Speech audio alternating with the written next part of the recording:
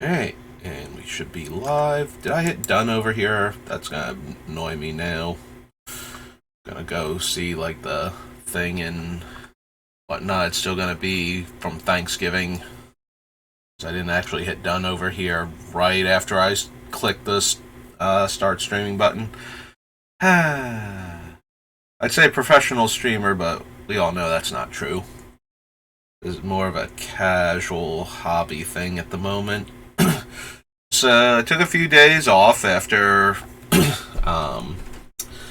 working on after doing the drafts on Thanksgiving.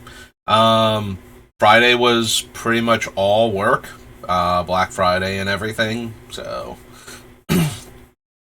once I got home from that, didn't really do much of anything else. Like, just kind of sat back, watched somebody else stream, that sort of thing. And yesterday, I started my huge project. So, I store my entire collection in binders right now. And that is becoming an impossible thing to maintain. Like, the amount of space the binders take up in order to have literally at least one of every tournament legal Magic card currently available from the very beginning right up until Brothers War and impending Jumpstart is preposterous as far as space is concerned. Like, I haven't even put Unfinity, Brothers War. Have I even done Dominaria United at this point? I don't think that I have. I don't think I even did a binder for Dominaria yet. Maybe I did. I'm genuinely having trouble remembering if I have or not. That is how much space, like, with where the binders are, that, like, my brother made this observation slash pseudo joke, but, not really, because he's genuinely concerned sometimes. Because of the relative position of the binders in my room to my bed, he is concerned that one day one of these stacks will destabilize and they will land on top of me and break my neck while I'm sleeping. And that's not... While that sounds insane, it's more a question of would the weight be enough to do it. Because they are definitely in a position where if the stack tipped forward enough and it threw, like, the top couple binders at me, from the height that they're at, would they hit me with enough velocity where they could cause serious injury? So, and that contributes to why I don't physically build as many Commander decks as I used to. Because the amount of effort to get to and move all of the binders so that I can get to the ones on the bottom to get cards out of them is absolutely absurd. Like, and it's just becoming too unwieldy and too untenable to continue like that. Like, I do not have the physical room necessary to just keep adding binders. So, I am trying to... Also, there's, like, weird stuff that happens that you wouldn't normally think of.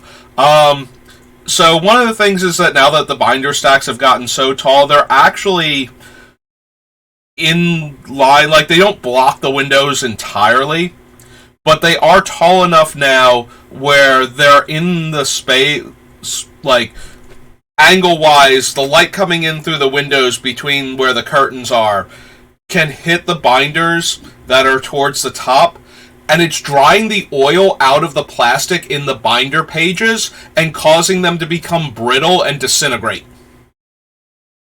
Like, it is so weird and so out of hand that I just need to do something else. And so I've started the monumental task of converting the binders into 5,000 count boxes. Like, 4 of a card to a sleeve, in there, index cards to indicate, like, which set I'm looking at, and then I'm gonna just, like, write on the outside of the cardboard 5,000 count box, like, what set it is. So I'm leaving, like, the original base set, so my Alpha Beta Unlimited revised cards, and whatever versions of them from other sets when I didn't have four of them from any of those, which for most of them is going to be true. Like only the dual lands, like dual lands are like the only things that I have that are like Alpha Beta Unlimited revised, and they're all unlimited and revised, and a couple foreign language ones. Let's be honest, I don't have any Alpha Beta dual lands. But those are like the only ones where it's like, yeah, every single version of the card that I have is from before 4th edition. Like everything that has a version from 4th edition or later probably has at least one 4th edition copy in the binder. So yeah, so that has been my thing. So that binder and the Arabian Nights Antiquities and Legends binder are staying in the binders, because they are just too expensive.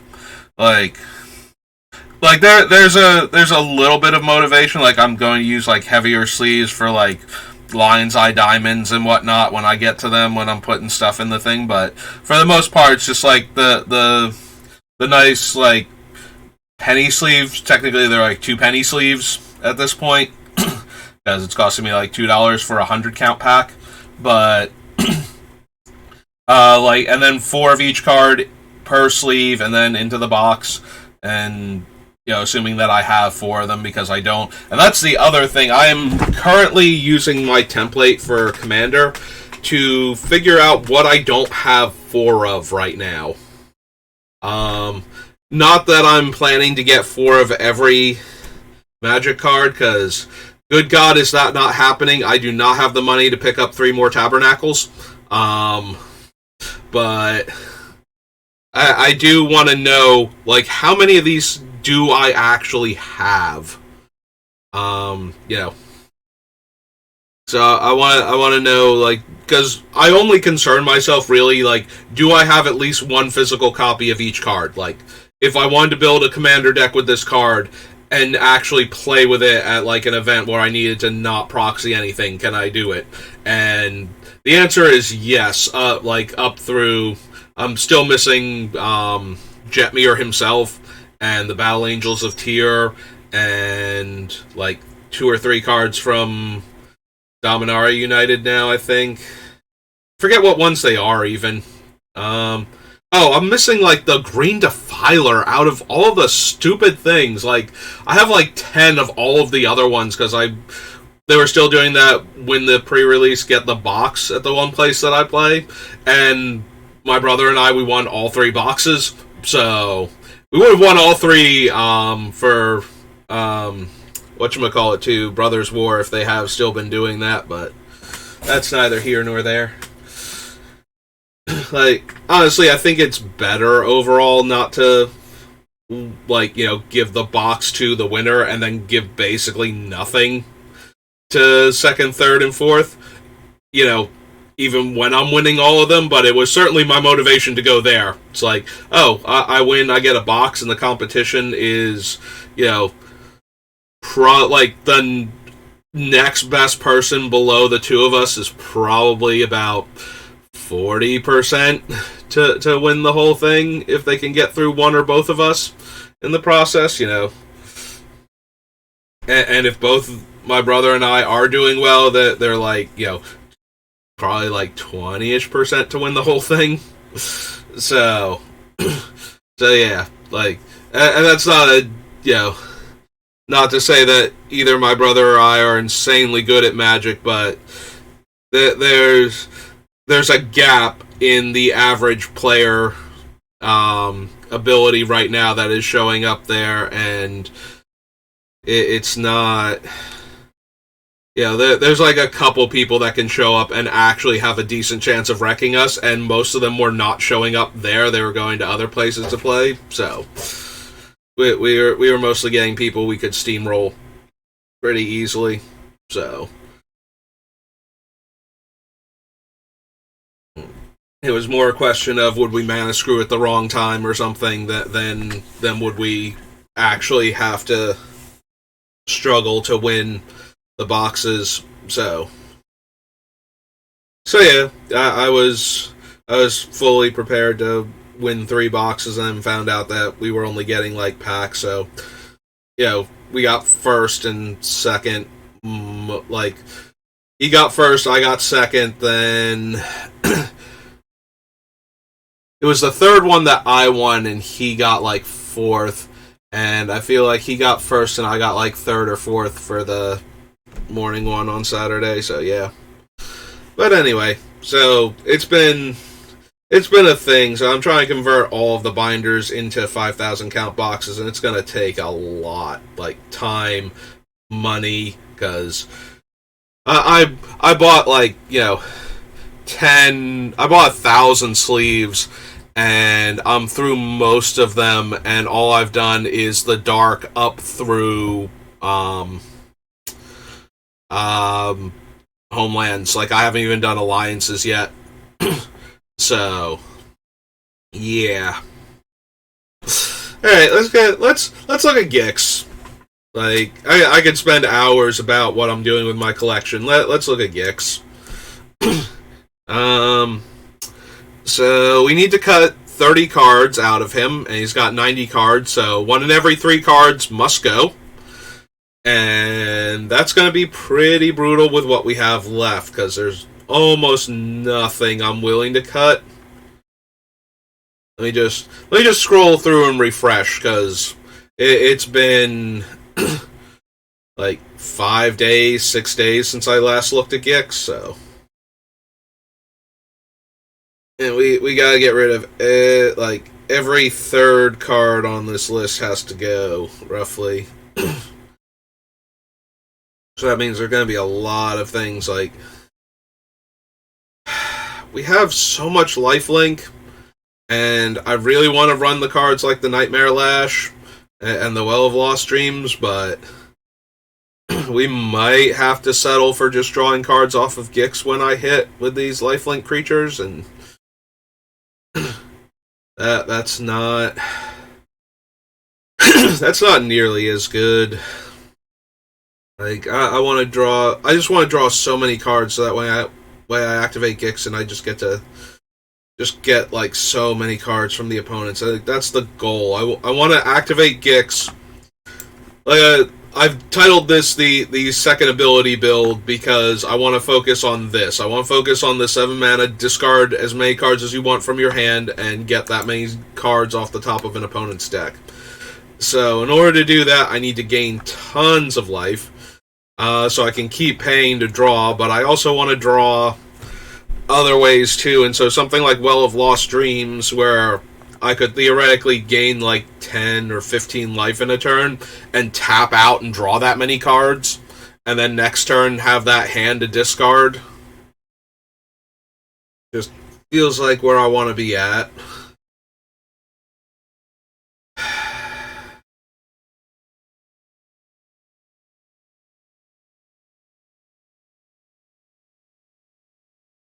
But the problem is rapidly becoming that I just don't have enough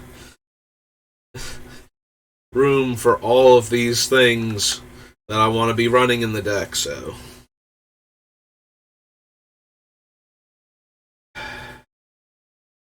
Mika, Sing, Tenacious Underdog.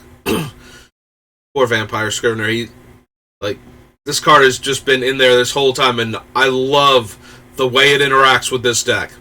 Like, I absolutely love how this thing can probably gain, 5+ counters in a single turn for me.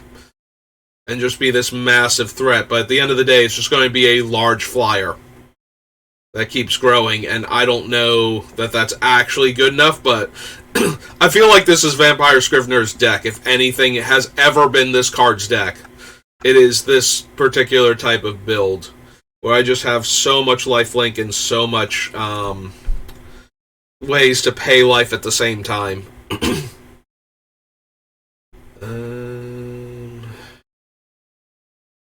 Grave Titan absolutely has to stay.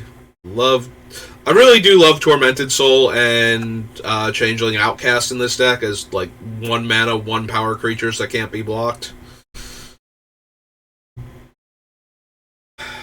We gotta lose something. We gotta lose a bunch of things. Sadly.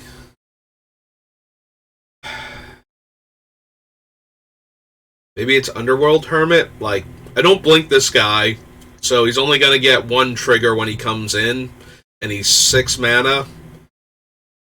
So if I only make like 2 or 3 squirrels, like the other thing is making harpies, and it's only like a mana more, and then I probably have to sacrifice the demon or something on the ground to keep the demon for a turn or two. But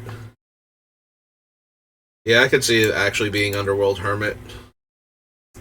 Like, you compare him to either the demon from Original Theros or Grave Titan, which, you know, is not fair. This thing is an uncommon, but still, it's in here because it was making a large number of tokens.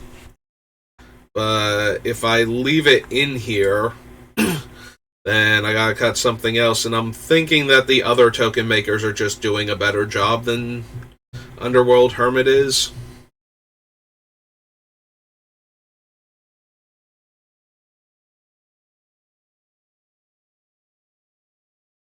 I mean, like, compare him to, like, the demon, where if I've lost life, I can spend X and make that many 2/2s instead. I think I think the Underworld Hermit is good enough in theory, but compared to literally everything else on the list that's making tokens, probably can cut him.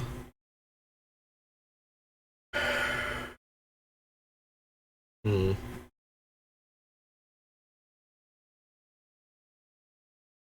There's so many things that are just, like, decent in the deck that are kind of doing the thing, and it's just like, which ones do I actually not want? Because so many of them are just fine. Like, you know, Silver Smoke Ghoul, I can sacrifice him to draw a card, and I can probably gain 3 life, like, almost every single one of my turns to get him back.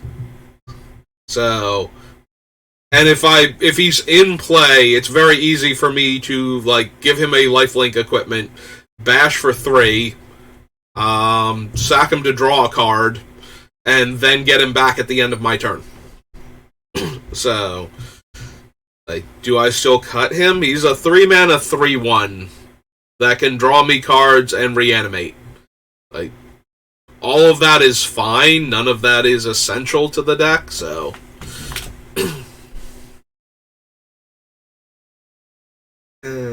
pretty much need to keep Alhamrat's Archive. Yeah, we keep running into the problem of things I need to keep and things I desperately don't want to cut. And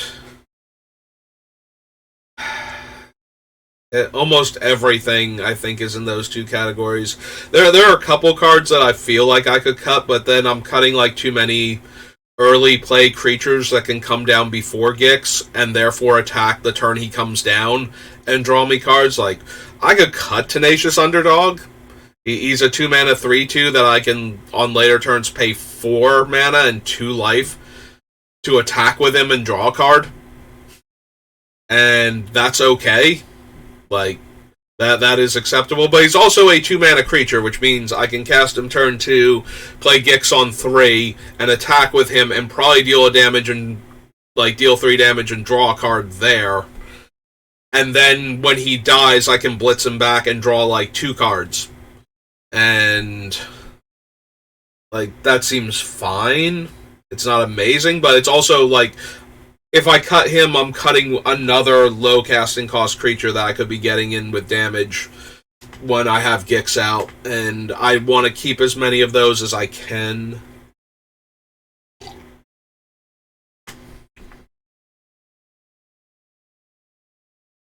But some of them might have to go, just because I don't have room.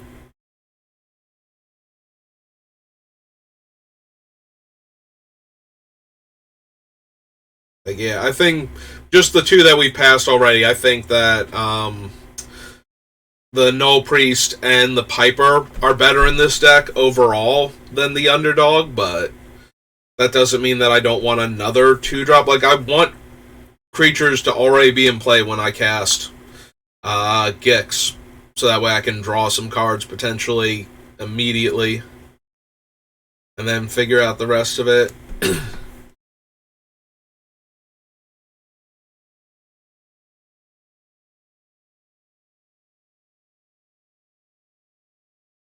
Yeah, the Archfiend, the Faith of the Devoted, and the Feast of Sanity from Modern Horizons 2. Like, all of these pay me off so massively for discarding my entire hand, and the Bone Miser, that I really don't want to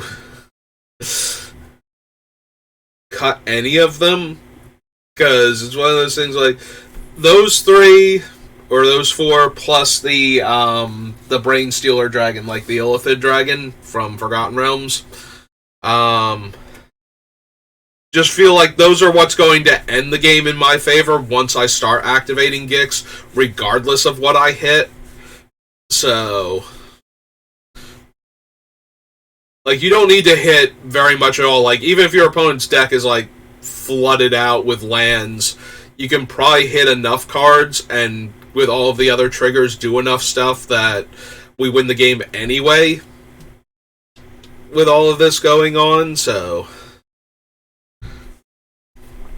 we don't even necessarily need to hit like all of their really cool spells, so I would like to hang on to these things if I could. Is it Kalitas?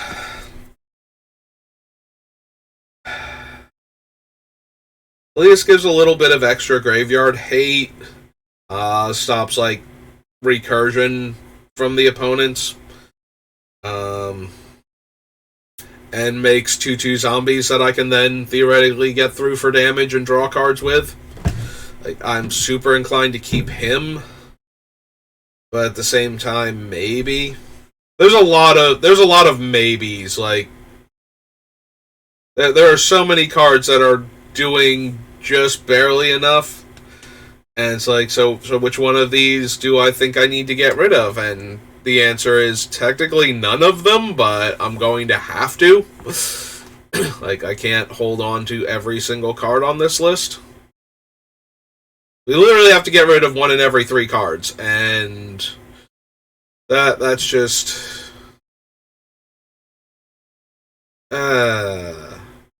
it's always the worst when you get down to this point.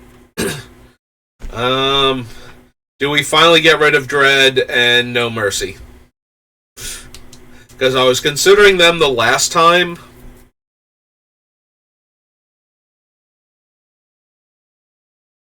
And maybe we do. Like, we have a whole bunch of mass removal spells, specifically like one-sided wrath effects, or things that are not going to kill most of my creatures. So maybe we can afford to get rid of those 2. If we cut Dread, like, I do like them in the deck because we already have just a little bit of incentive for the opponents to attack each other, in that they can use Gix to draw cards and lose life. And you throw in the idea and they will lose their creatures if they attack me, so why are they not attacking the other players right now?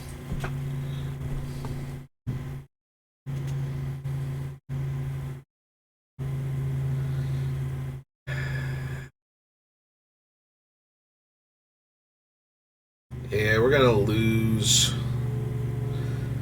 so much stuff that I want to keep in this deck, but I don't see any, like, I only have room for 10 lands right now. I need to make cuts, so we have to get rid of some stuff. Really like the Scourge Familiar with all the extra cards we're drawing, and the way it combos with the other things, like all of the other discard effects, and the fact that we can use it. Like, my dream is to cast Peer into the Abyss, draw like 30 some odd cards with Scourge Familiar out, and then just discard 7 of them, and then discard the rest to activate Gix. Like, I'm very, very amused by the prospect of doing this. And there are a couple of cards where we might just be able to loop drawing our, like, most of our deck over and over again and activating Gix for an obscene number of cards each time. Thanks to the Eldrazi Titans, so... Alright, so we have these 3 cards that we cut, so No Mercy, Dread, and Hermit. So that brings us down to 87. So 27 more cards to cut, and we'll be all good. Like, seriously, we need to make one cut just so that all 3 of these can stay on. And then, like, another cut for the other, like... If one in every 3 cards has to go, like, we're not cutting any of these 3 here. Or are we? Are we cutting Mana Vault somehow? Doubt it. This deck is very mana intensive, and I don't see us cutting Mana Vault even with its restrictions. Like, I think that's way too much mana too quickly. And this deck feels like one of those more competitive ones where I'm going to want to be as mean as possible. Like, every once in a while I build a commander deck where I'm more concerned with the fun of doing the thing than how brutal the thing actually is. But then there are commanders where the deck, when it's doing its thing, the thing that I wanted it to do, it's going to be doing it so efficiently and so beautifully that I just want it to be, like, top tier as far as my decks are concerned. I don't normally build for competitive commander. I don't even know enough about, like, the high-end competitive commander scene. Like, some cards that I don't include in my decks are probably must-includes there because you have to be ready for specific strategies, so...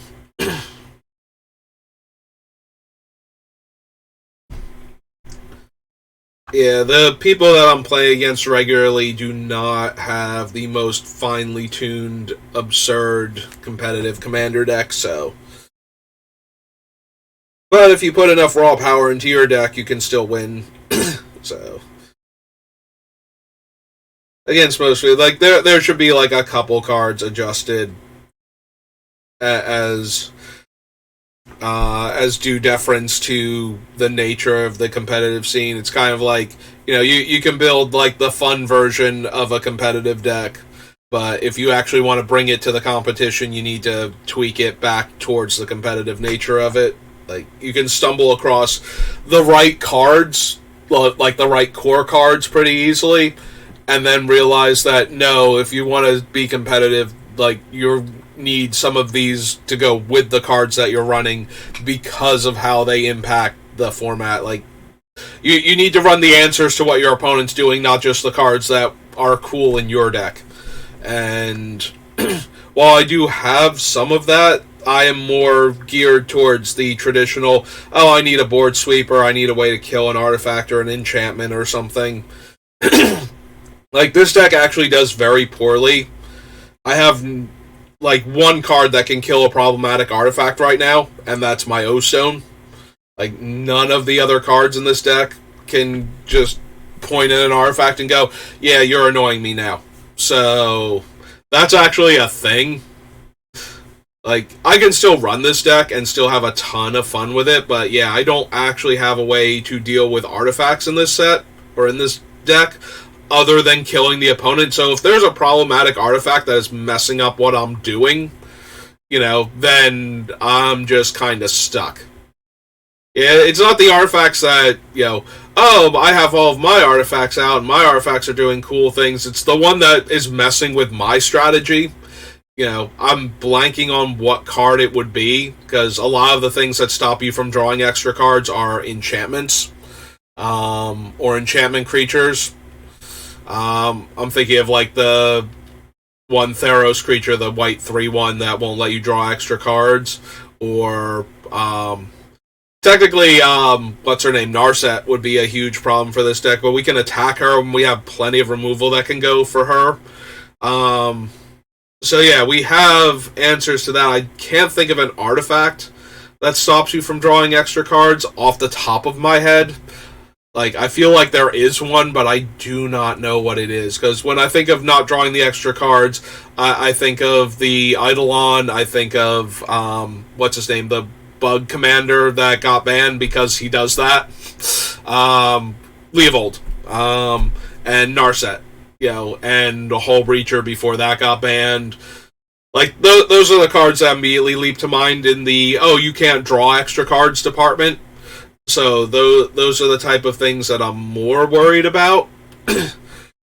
And then the cards that punish you for drawing extra cards, your Underworld Dreams, your Visions from...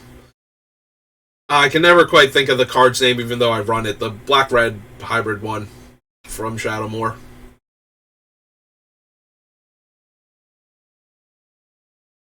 But, yeah, like, all of those type of cards... Like, for the most part, those are all creatures and enchantments, and, creatures that are enchantments. So, those are the things that I really need to be able to kill, but I'm sure there are plenty of artifacts that will mess up my strategy, and I have exactly one answer for them right now, and it is, O-Stone. So, like, in that regard, I feel like I'm missing something from the deck, but... Do we get rid of Razaketh? 8 mana, but once he's in play, I am pretty sure I can win the game. Like, there are whole situations where just casting Razaketh is going to win me the game if he actually lands in play and doesn't immediately... Like, if he doesn't get counterspelled or something, we should be able to win the game just by playing him.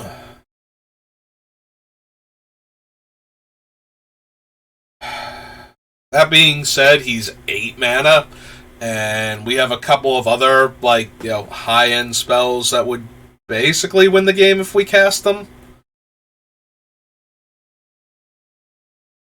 Like, Razaketh is just so good to keep grabbing back Peer Through the Abyss once we get going.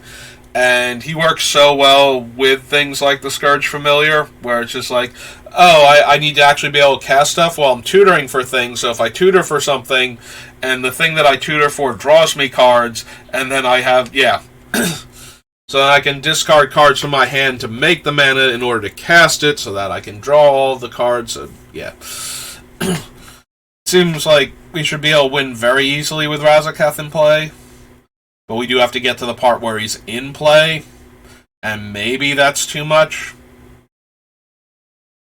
Like, 8 mana, and then we have to have, ways to make mana after that, and creatures to sacrifice.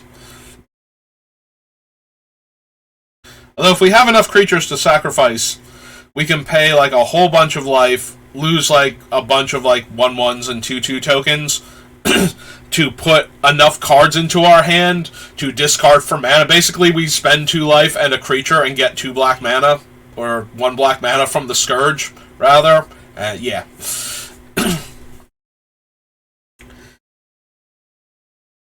And convert everything that we have into winning the game.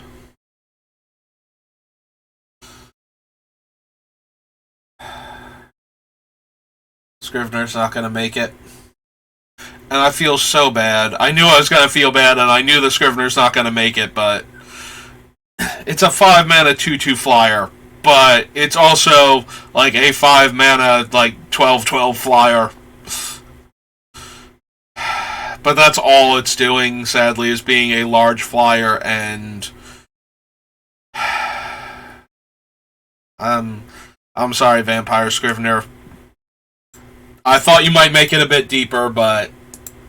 If I'm being honest, and I need to be honest right now, I don't have the room.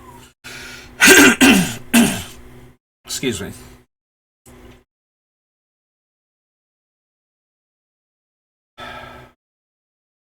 Might also be the Silver Smoke Ghoul.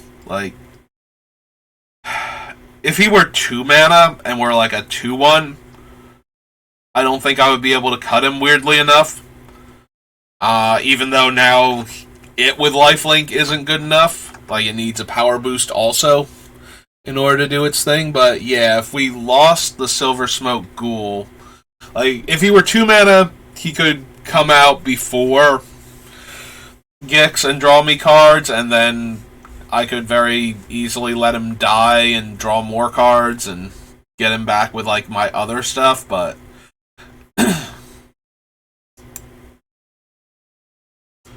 yeah, I think he's running into the problem of he's not coming out before Gix, and I mean, the other thing is that we get him back into play if we discard him to Gix and gain 3 life in a turn, but I don't think that's good enough.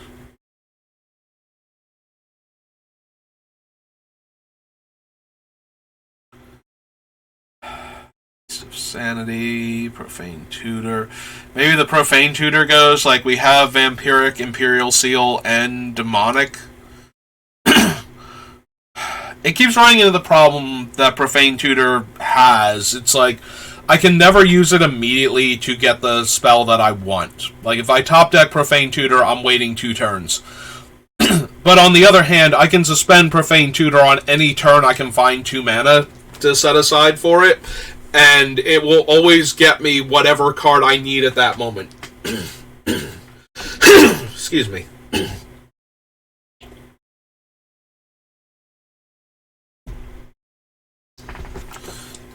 Like, Profane Tutor has kind of the... not the opposite effect, but... you know...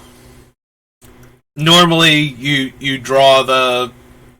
other suspend cards, and it's like, okay, I need to find the right time to suspend this. Assuming that you're not trying to do a Cascade deck into them.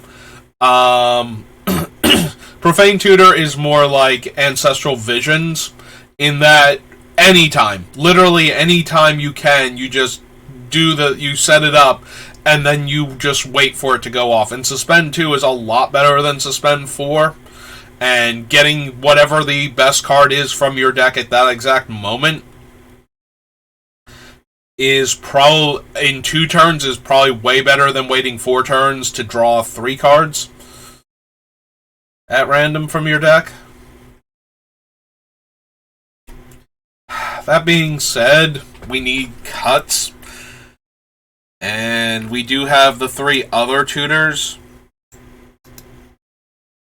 I did not want to cut all of these tutors because we have so many like high-end powerful cards, but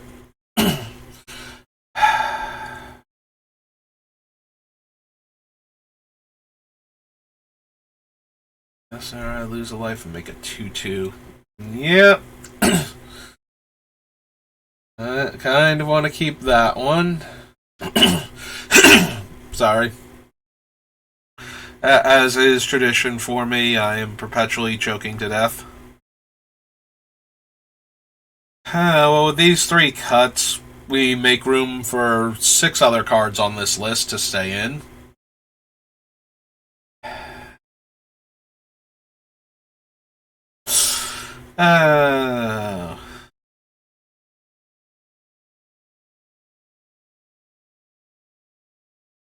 Rented Souls, Swiftfoot Boots, Grave Titan, Imperial Seal.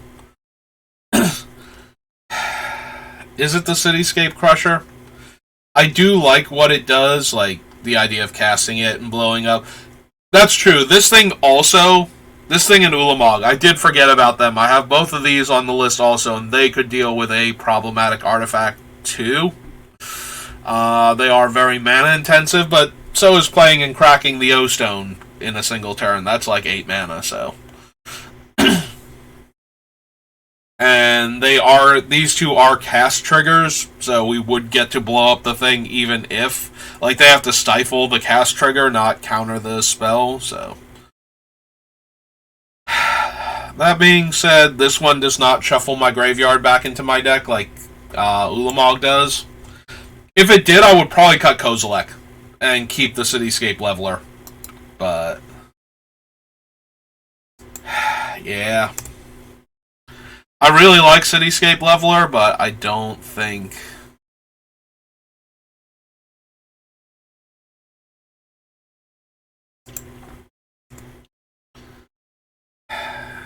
I was briefly considering cutting the other Shieldred, and that just, if that's right, that still feels terrible. Like, every time we draw a card, we gain 2 life, so all the extra draws from Gix are basically, we dealt combat damage to an opponent, we gain 1 life and draw a card. Like, with Shieldred out. And every time they draw off of Gix, it's 3 life, and their regular draws are 2 life, and yeah. And she just absolutely wrecks people that draw tons and tons of cards that don't have an answer to her at the time.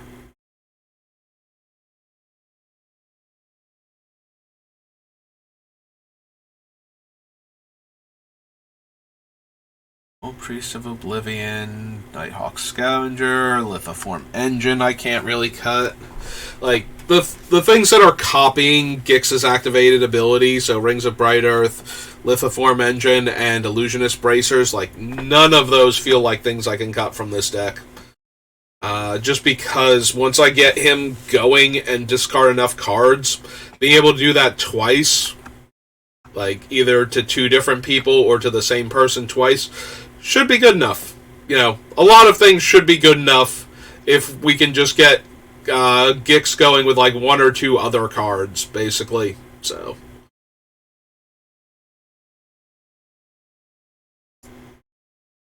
right now we have 4 cards I've managed to cut. It might be Razaketh. It might be Noxious Gearhulk, for that matter. I have targeted removal, and I don't have enough ways to recur or otherwise interact with Noxious Gearhulk.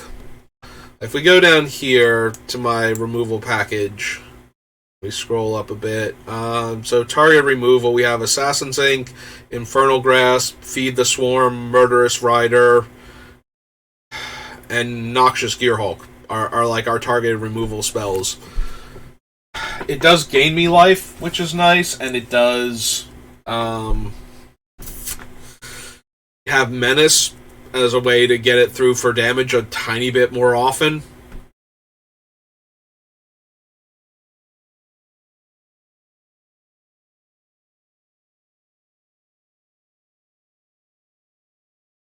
I just don't think we have the room for it. Like, we need to make cuts.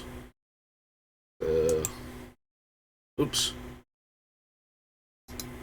Accidentally cleared out the space between it somehow, instead of the actual card. Alright, so if we cut the Noxious Gearhulk, then we go...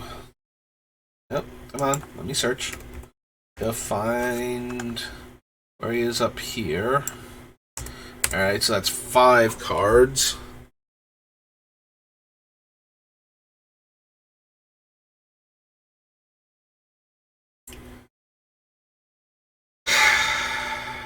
We still have Ceaseless Hunger on the list for the same reason we had the Leveler on the list.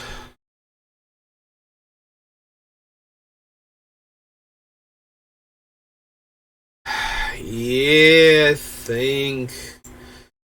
Because we really do need the ones that shuffle the deck back in, so that way I can use Peer into the Abyss to draw half my deck repeatedly and, you know, still win the game because of it.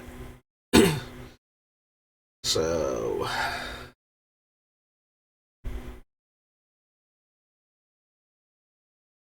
I am gonna miss that Ulamog, though. Yeah, that's another 10-mana way that I had to get rid of problematic artifacts and other permanents that were messing with me. Also, he's a 10/10 that could potentially gain lifelink and is eating like 20 cards out of our opponent's deck.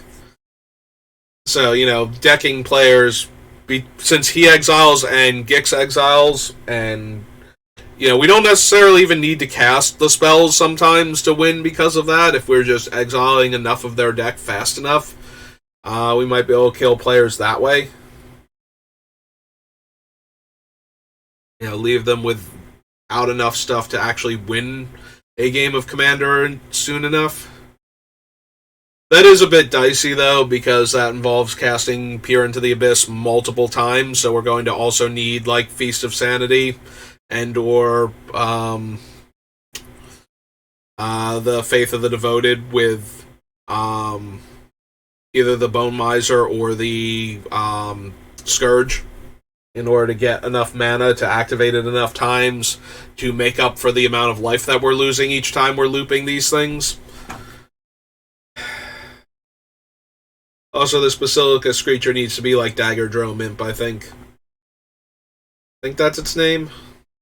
Here, let's duplicate tab real quick. It's like Dagger Drome or Dagger Dome.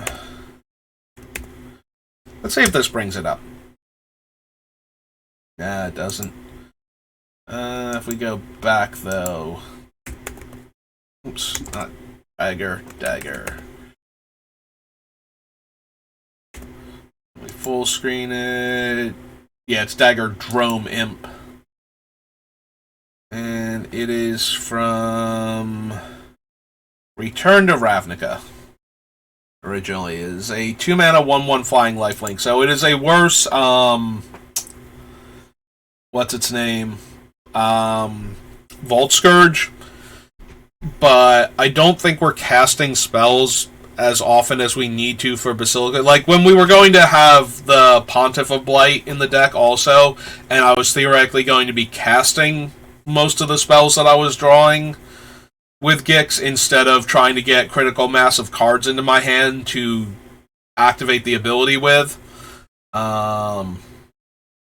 It seemed better to have the Basilica Screecher on the list, but now I feel like we could get rid of that and add Dagger Drome Imp instead. But this is more of a lateral move. Like, we get rid of Basilica Screecher and we scroll up because we should be on Return to Ravnica and we go Dagger Drome Imp. Like, it's the same count still, so...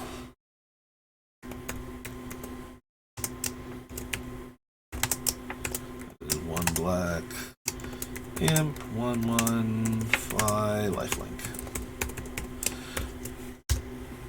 Yeah, I think we'll just be getting the 1 life out of it more consistently by just having a 1/1 flyer than having a 1/2 flyer that we have to spend mana to gain the life, and we can only do it when we cast spells.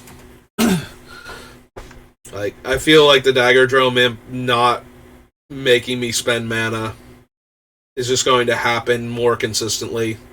Obviously, I would rather have Vault Scourge, but we already have that on the list. So I just want another 2-mana flying 1-power lifelink creature, basically, to get in for damage.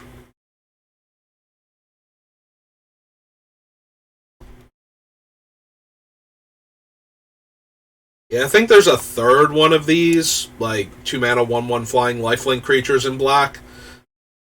Like, there's Vault Scourge, there's Dagger Drome Imp, and I think there's one other one that's not an imp, it's like a bat or something. That is also a 2-mana 1/1 flying lifelink, but I think the two of them are good enough. Obviously, I think Vault Scourge is the better one.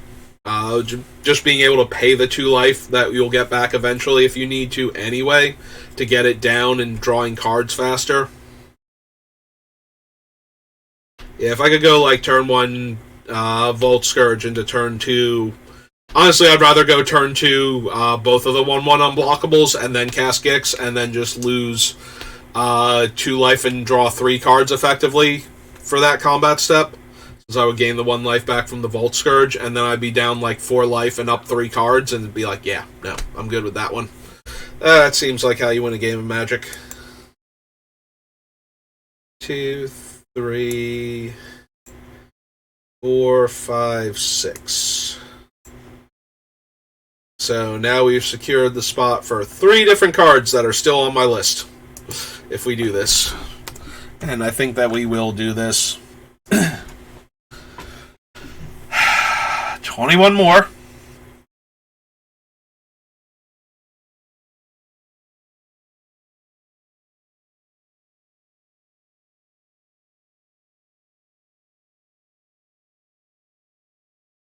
$21 more cards and we'll be good.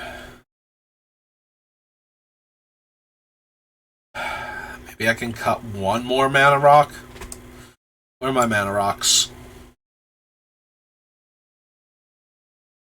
Alright, so we have Crypt, Scepter, Arcane Signet, Everflowing Chalice, Gilded Lotus, Thran Dynamo, Grim Monolith, Warm Power Stone, Mind Stone, Soul Ring, Mana Vault.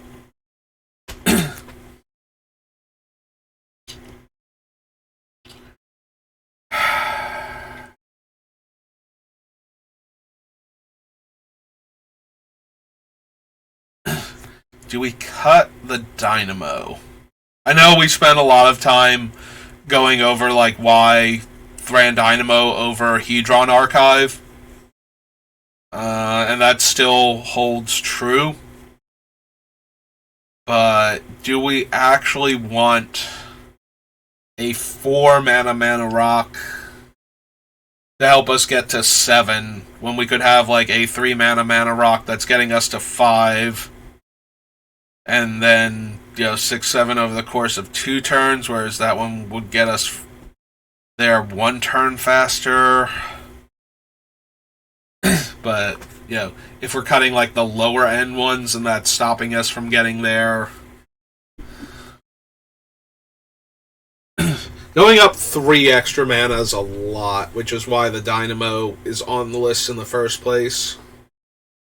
Yeah, Warm Power Stone is a triple costed, comes into play tapped Soul Ring, or a 1 mana discount of any of the other bad Soul Rings that are like 4 mana.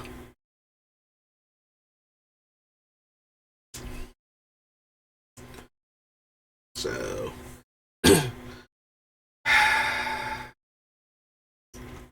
we could theoretically cut Mana Vault, but I like that one too much here.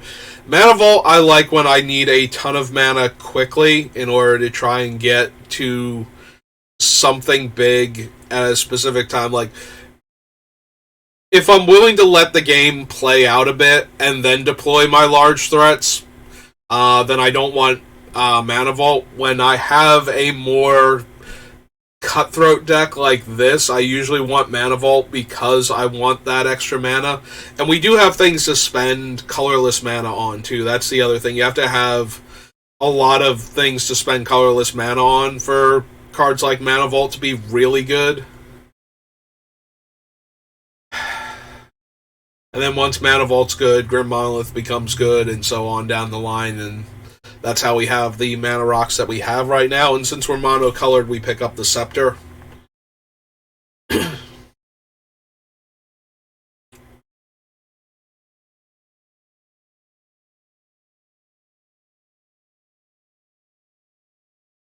Like, we could cut Mind Stone, but I don't really want to cut another cheap mana rock. Like, being able to go like turn 1 Soul Ring or Mana Crypt into a Mind Stone or a Arcane Signet or something like that, Grim Monolith just feels so much better than like just playing one of those cards. Like, if you ever play like the 2 mana rock off of your Soul Ring after casting it turn 1, you know what I'm talking about. Like, just that huge surge in mana acceleration.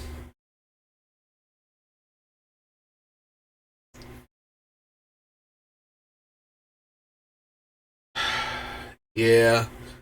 I think it might be the Thran Dynamo if I cut another mana rock, and I'm not thrilled with that idea looking at what I have left, but like, every 2 of these is another card that has to stay on the list, more or less. Or that like another card that has to come off the list from somewhere else. So maybe, because Grim Monolith can get me the 3 extra mana, and Mana Vault can get me the 3 extra mana, both for less mana than the Thran Dynamo at the cost of untapping normally. Scepter can get me there as long as I have like 3+ swamps in play, which we should be able to do like fairly consistently.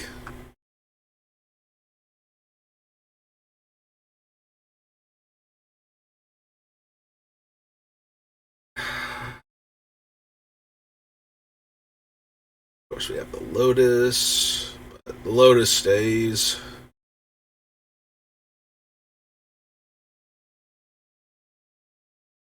I think the Lotus stays? Does the Lotus stay? Lotus is 5 mana, gives us 3 black on subsequent turns. Also gives us colored mana for activated abilities of things that we've stolen for when that comes up. And that will come up, like, from time to time. Because a lot of the other ones can't make other colors of mana. Let's see. Soul Ring, Mind Stone, Worn Power Stone, Grim Monolith, Thran Dynamo, Everflowing Chalice, Arcane Signet, and Mana Crypt. Like, literally, if I cut that, only the Scepter can make off-colored mana to be able to activate the abilities on things that we've stolen.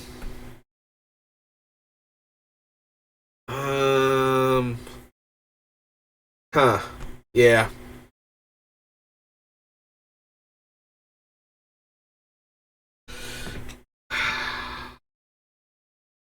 I mean, right now, I think I still have Thespian Stage on the list, but I don't know if that's going to make it, because that's mostly in there to copy the other 2 lands that make tons of mana, so the Coffers and possibly Nykthos, although Nykthos might get cut now, because I did remove a lot of, like, the 3, like, black mana symbols and the mana cost cards from our deck that make Nykthos a lot stronger.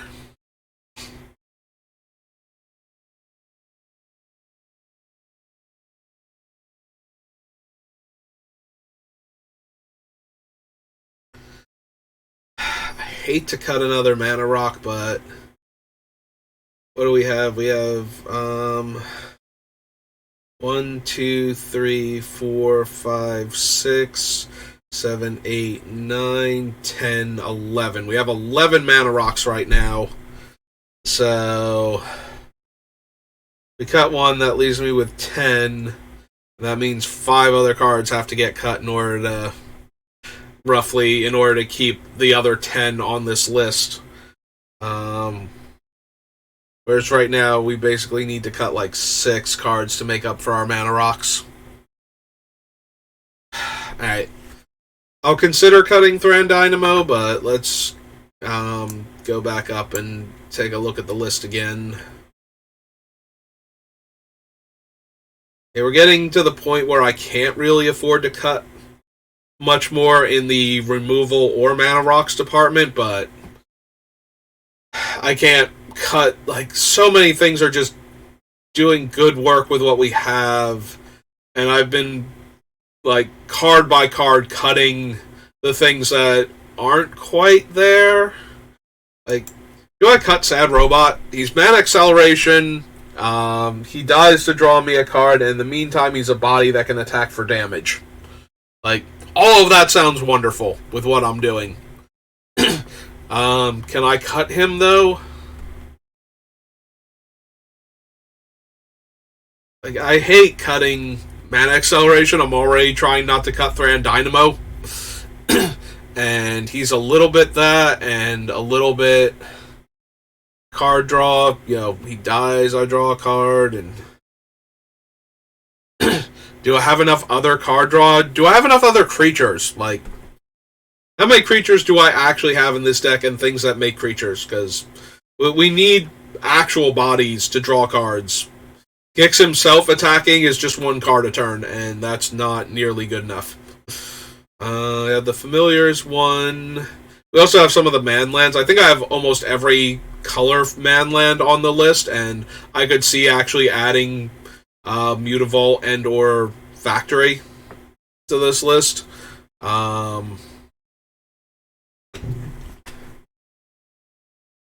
would have to see. Yeah, so we have the Scourge right now. Sad Robot. Grave Robber. 4. 5, because Bitter Blossom is definitely creatures. 6. 7, 8, technically. Although, you know, 9. Last Writhe is a creature, so that's 10, 11, 12, 13, 14, 15, 16, 17, 18, 19, 20, 21, 22, 3, 4, 25, 26, 7, 28,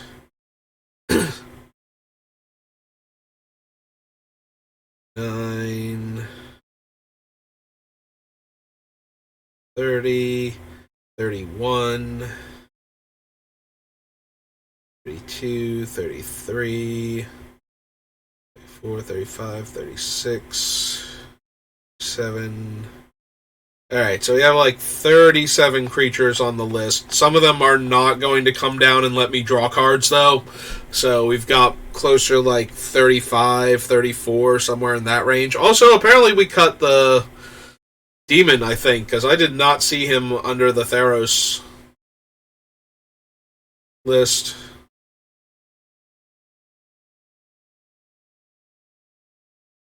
The Theros was before, right? Dragon's Maze, Theros. Yeah, he would have been like right here, like Lord of the Abhorrent or something, or Abhorrent Overlord, something like that. Would have been here, so yeah. We had already cut him and we left the Hermit in.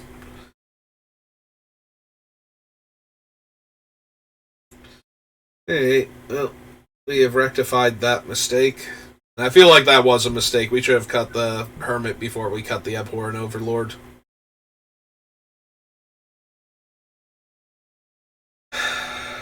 We could cut Shadow of the Grave. I really like Shadow of the Grave. It lets us do more things with both our commander and the Scourge Familiar by being able to get back every card we've discarded this turn to our hand for 2 mana. It seems like something we should be able to do a lot of damage with. Yeah, I can't cut that. Like, 2 mana, potentially get back 10 cards.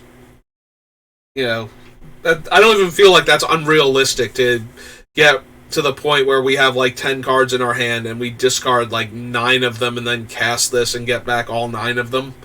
Like,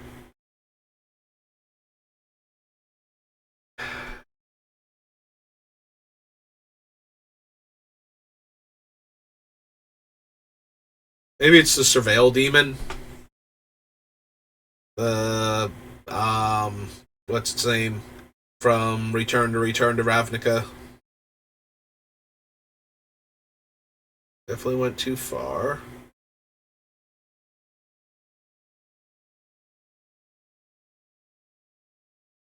Doom Whisperer. Like, good stats. Get to pay life to Surveil. But maybe that's just not good enough here.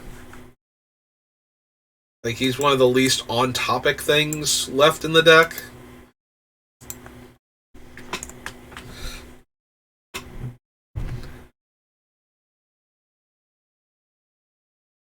There ever a world I cut Bolas' Citadel? I don't think so.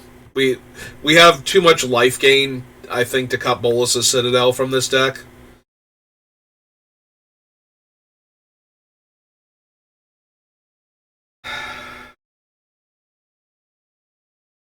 Like, the only good thing about cutting Bolas' Citadel is we could probably cut Sensei's Divining Top at that point, since we're way more concerned with a quantity of cards than the quality of our individual draws most of the time. It might be Razaketh. We should be able to win at 8 mana even without him, just by casting the other things we have in the deck. But he is a very easy way to win the game once we cast him.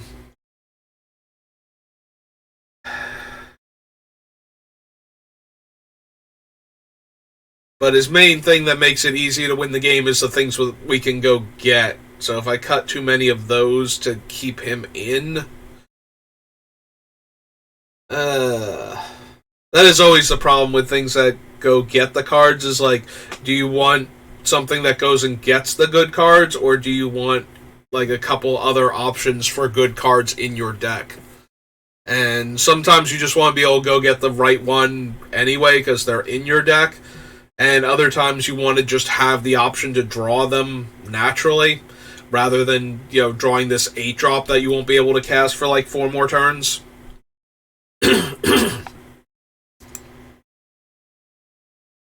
Also, not for nothing, he does need like at least one other creature and probably a couple of them in play in order for him to straight up win the game.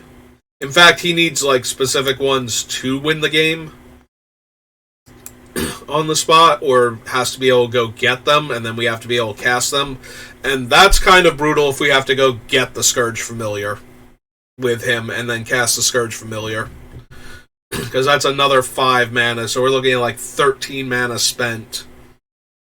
And then we have to be able to tutor up another creature after that without losing the Scourge Familiar itself. And Razaketh won't let him sacrifice himself. I don't think. Maybe he does. No, I did say sack a creature, so I guess he can sack himself, but... at that point, he is an 8 mana and 2 life Demonic Tutor, and that seems... like a bit much. That seems worse than a lot of other cards I would run. Alright, so if we cut 2 more really expensive demons, that brings us down to 19 cuts.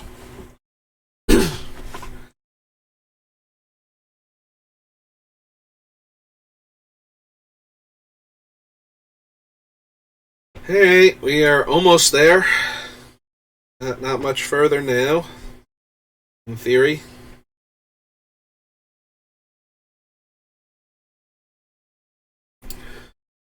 Clear those 2 off.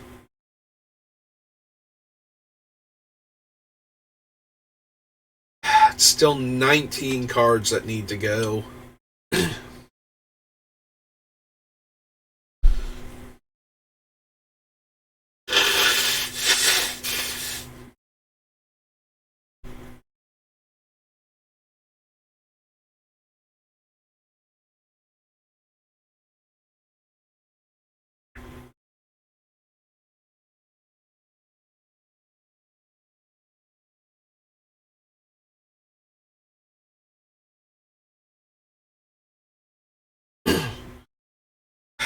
Do we cut Nightmare Lash and just leave in the Lash Writhe, since it is itself a creature and then can be moved around? Maybe. I do like the amount of extra life we get by putting Lash Writhe. We have so many lifelink creatures naturally, and a bunch of other cards that give lifelink to things. Is it Whip of Erebos? Like, I know I want my things to have lifelink, but a lot of them do, and then we also still have the Mask. We did cut the Shadow Spear, though, so that kind of hurts in that department.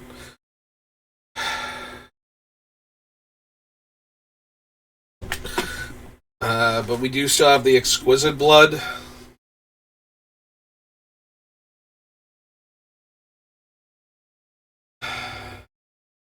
I don't know, feels like gaining the life is more important than increasing the damage we're dealing, although that does lead to more life gain in a lot of cases. But if we can gain enough of the life, then the Well lets us just draw a ton of cards. And I do like the Well of Lost Dreams in here. I like just being able to draw like an absurd amount of cards by tapping out, and then leaning on that absurd pile of cards to actually win the game with. Like, if we can spend 5+ mana in a turn and draw that many cards with Well of Lost Dreams, I think we're going to win that game as soon as we activate Gix. Like, obviously we won't win the game on the spot, but that should be able to pull us far enough ahead that the rest of the table's going to be scrambling to bring us back down to where they are after that point.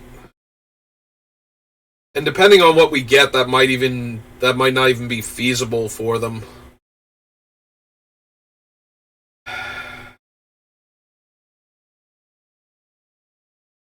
Do we cut the Nightmare Lash? Do we cut the Lash Writhe? Do we just lean on the equipment? Like, one of them... So that leaves us with Mask of Gristlebrand, which can give lifelink and let us draw lots of cards if our thing dies. And the Wand of Orcus to give Death Touch and to make all of our creature... Like, the creature that attacks, potentially make a ton of zombies afterwards, if it connects.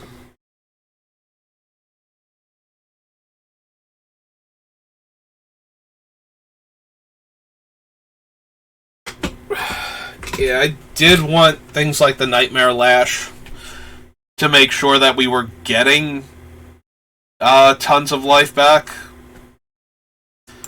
I wanted the Nightmare Lash and the Lash Writhe and the... I did want the Hand of Vecna too because of all the cards we were potentially drawing. But we need room... And these two might be too much in the win more category. Maybe I get rid of Cage Sun too. Do I actually get rid of Cage Sun? Do I get rid of Cryptghast? The deck can do so much with its mana though. I hate to cut things that can let me just double up my mana real quick. Like, we already cut the Nirkana Revenant, because it's as much mana and slightly more vulnerable than Cage Sun is. And that still kind of hurt.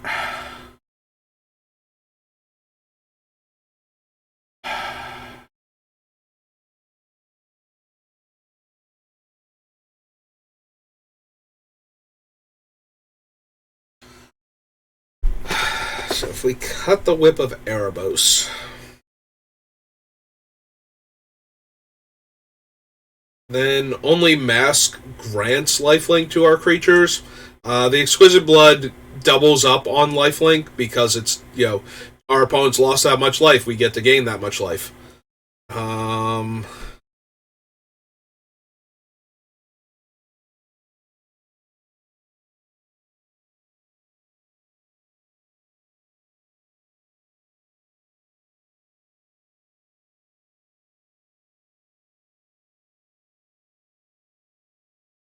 Like, I don't think we're using it for the Reanimator portion of it. We will, but that's not something that we actually need it for. So it's mostly in here to be a 4-mana, all my creatures have lifelink enchantment. And not necessarily to be the Reanimator, so maybe...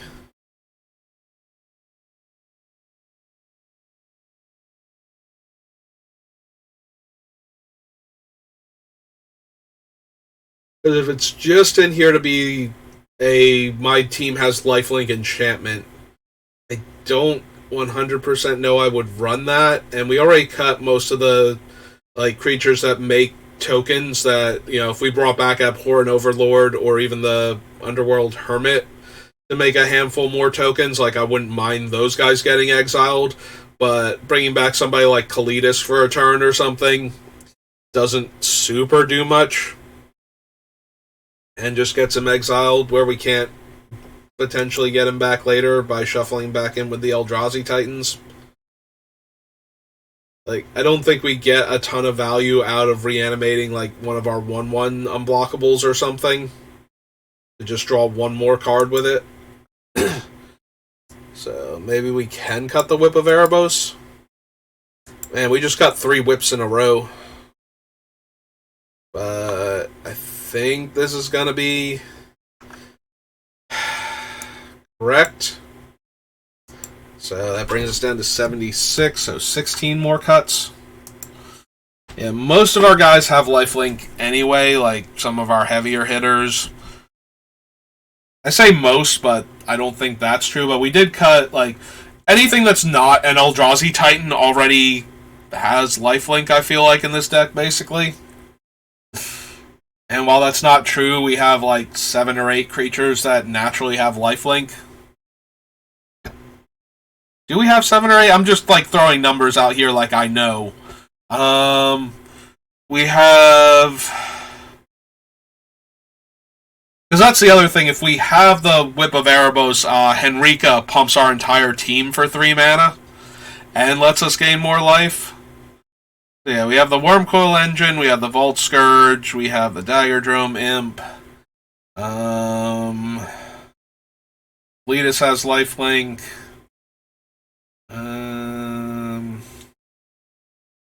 No.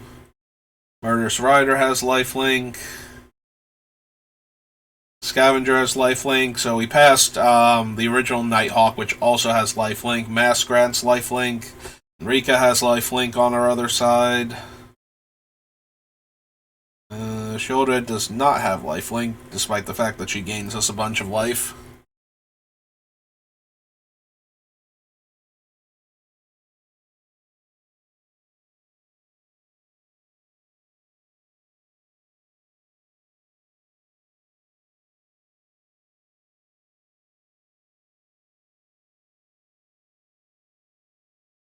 Yeah, we do have a bunch of creatures that don't actually have lifelink. That the whip would be really good with, especially in combination with the Well of Lost Dreams. I will have to consider possibly cutting something else for Whip of Erebos later on to get it back on the list, but I've been going for over an hour and 15 minutes. And we have made all of 14 of the 30 cuts. We are not even halfway there.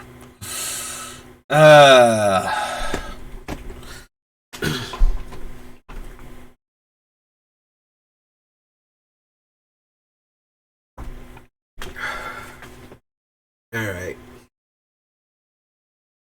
What are we going to cut? Because we do still need 16 more to get us there.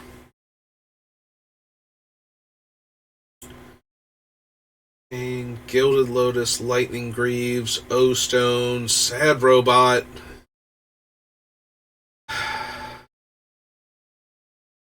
Not cutting Grave Robber. Probably not cutting Top. The main reason to cut Top is, aside from the first few turns of the game, we don't care about what we're drawing. We care how many cards we're drawing. And then we care a little bit if we've somehow managed to not draw, like, you know, our 5th land or something, you know. Like, when we get to that point is when we start going, wow, I wish I had a bit more card selection, but until then, we are primarily focused on quantity, not quality. I don't want to cut Imp's Mischief because Gix himself is way too important to the deck, and being able to stop a targeted removal spell aimed at him when I'm about to draw a ton of cards and get to activate his ability seems really good for like 3 or 4 life, whatever it's going to take to have him not be the target of that utter end or something. Anguished Unmaking, Swords to Plowshares, Lightning Bolt, Path to Exile, Go for the Throat, Infernal Grasp, any of those. Any of those single target instant speed removal spells that usually make my list when I'm building decks of certain colors. If we could just not have him eat a removal spell mid-combat and stop me from drawing like 5 cards and then activating Gix for like 8, that'd be nice. I guess he's for 7 now because I spent the Imp's Mischief to save him in this hypothetical scenario, but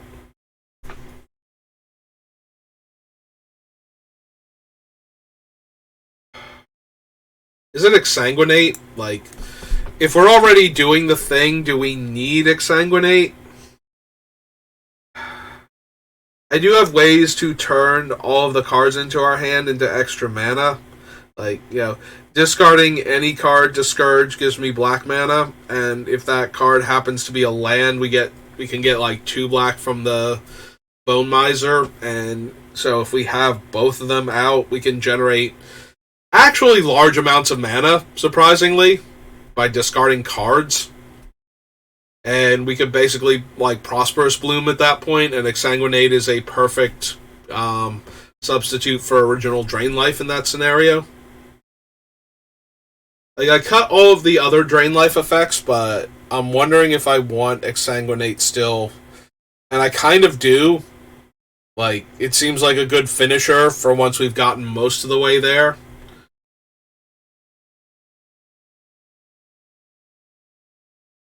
Excellent mana sink. But I need to cut things, so if we leave that in, something else has to go to make room for it, and I don't even know what we're cutting at this point. Like, pretty much everything in the deck has its reason now. So, do we cut Oathsworn Vampire, even though he's a 2-drop that can come back? So I can just, like, throw him at anybody. We are down a bit without the whip, like, that takes away another card that would have lifelink, so we're down to, like, I forget exactly how many, but we need to be able to gain life in order for the vampire to be recastable. It doesn't matter how much life, but we do need to gain something. Yeah, we probably won't run Foundry of the Councils in the land section. Especially when I don't have Mutavault on the list right now. And I should probably be running that one first.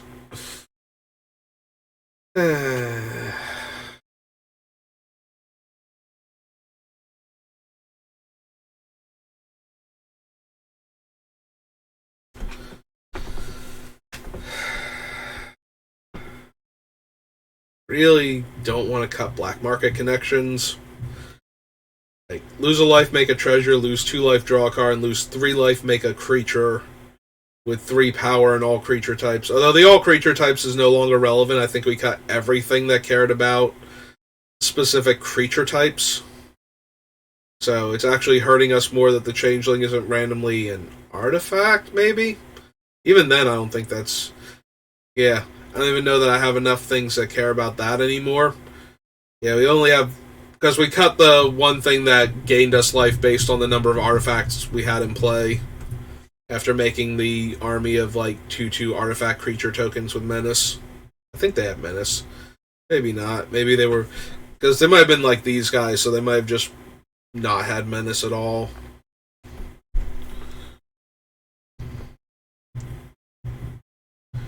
This is the amount of life I lost. The Scepter is staying in. The Wraith is an unblockable creature that can get me lands. And Sad Robot just gets me a land when he comes into play.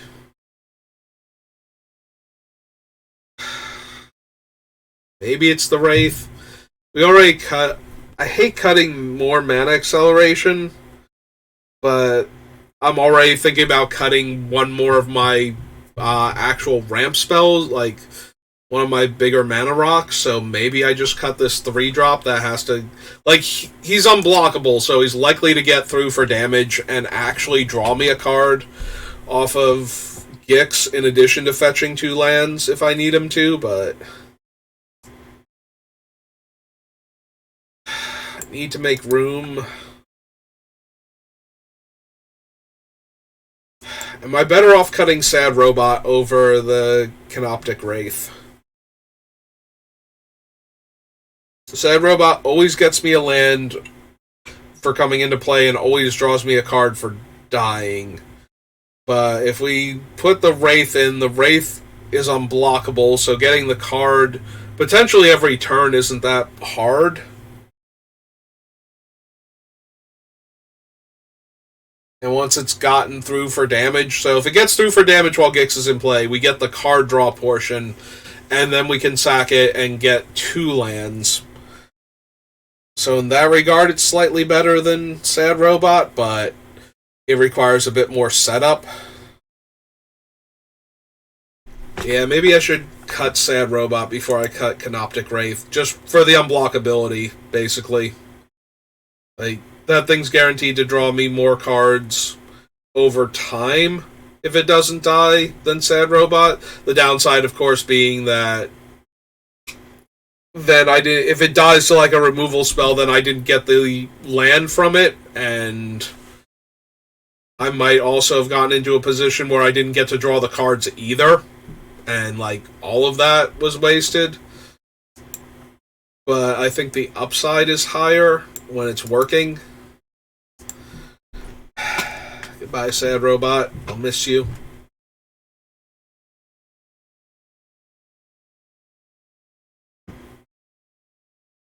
I also missed when my water cup had water in it. I think I need a tiny bit more water. By a tiny bit, I mean like half a mug at least. So let me go grab that. We'll set 75 for a minute, and I'll be right back.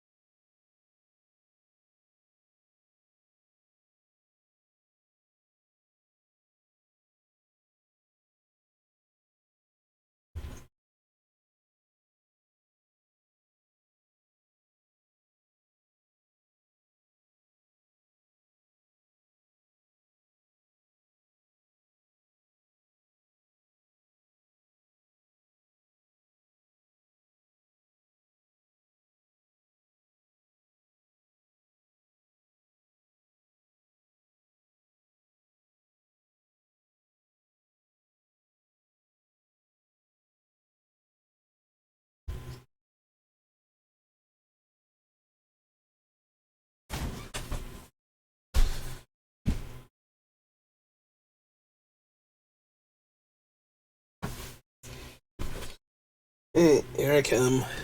Yeah, I didn't even mute the microphone this time, so just get my headset back on.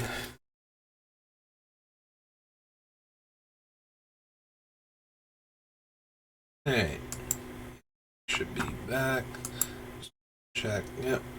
There's all my little lines going up and down. Okay. Little lines, of course, being the microphone signal, making sure that it's actually picking up sound right now. Huh. It does work that way, right? Hang on. I'm going to mute it. I want to see. Okay, so that's exactly how it works. Like, the little thing doesn't move at all when I'm talking if it's on mute. Yeah, I kind of messed up my settings before. Like, not settings, but setup, where I couldn't see everything. I'd accidentally, like, pulled it apart. And I finally figured out how to get it to realign itself so that everything would have its own space again instead of being, like, overlapping each other, and I couldn't really read half of the things, so... Yeah, I was doing a lot of work on the setup, trying to fix things so that I could stream Opera Omni again. And I can't because it will not, like, my internal capture card cannot handle Opera Omnia properly while streaming it, so it just winds up having an encoding error overload that just grinds my entire system to a halt.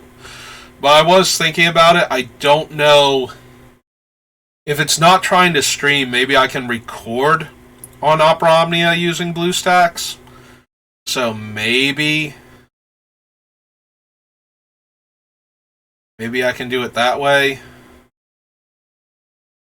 Because I did want to do Opera Omnia content also, because I do play Opera Omnia anyway, so making content on it is, like, I'm going to be playing the game anyway, so making content on it is not, like, detracting from anything. Like, I was going to spend that time playing the game anyway, I might as well spend that time playing the game and putting it out there, so that way I have, more people looking at me, but I cannot stream it, and that makes me sad. Because I did want to. Mostly because I wanted to be able to stream Kingdom Hearts Missing Link when it comes out. Just doing content on as videos, I feel like is not helping as much as it would if I could stream it also.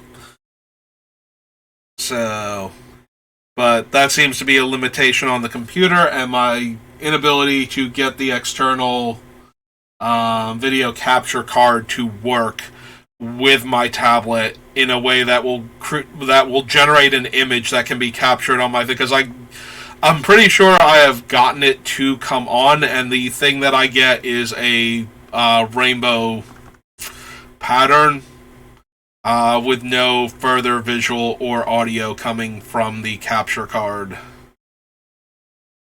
So, and since the computer can't handle the system, the capture card was kind of like the thing that I thought I was going to need anyway. So, I was hoping, though, that BlueStacks would just be like, because I can stream Magic Arena, and that does not encounter encoding errors. So, I don't know why I'm having such a hard time with BlueStacks, but I am, so. That's just been frustrating as anything. 15 more cuts. Then we're done. And Gix is all good. He has all of his cards and everything is great, and we get to potentially build him and play him, and it's just going to be so wonderful, and everybody gets a puppy. But first, we have to get the last 15 cards. That is going to be a thing. We gain too much life and draw way too many cards outside of our draw step for me to cut out Hamrat's Archive. Like, I see it, and it's just like, it's, it needs me to do the things that I'm doing anyway to do stuff, but once I'm doing that stuff, it's just like, it's everything that I want. It's literally twice as many cards and twice as much life, and I am here for that. I'm here for all of that, so. Similarly, we just potentially gain way too much life to not run Well of Lost Dreams in order to, like, just pick up a bunch of cards. I gain 10 life this turn. I have like 5 mana left over. Let me just pick up 5 more cards, go to the end step, and I have no maximum hand size. Your go. And, we get back to me, and all of a sudden, I have like 9 cards in my hand, 10 cards in my hand. And I just get to activate Gix for 10. And I am absolutely for all of that, so. The problem is that I am absolutely for all of that, but I'm for a lot of the things that this deck wants to do, and there's just not enough room for everything.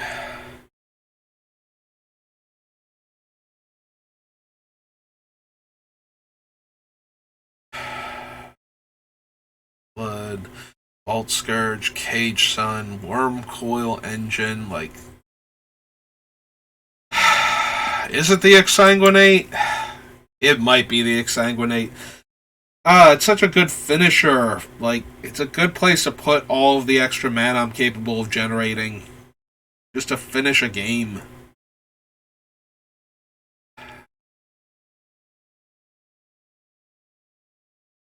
That Exsanguinate just keeps getting a tiny bit closer to getting cut each time, but...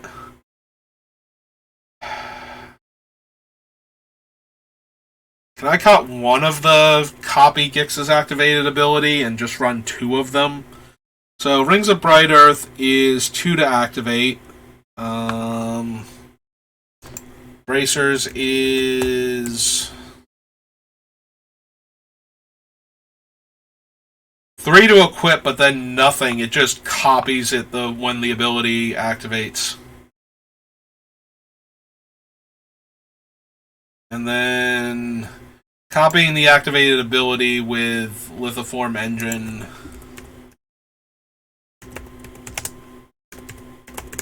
is 2 mana.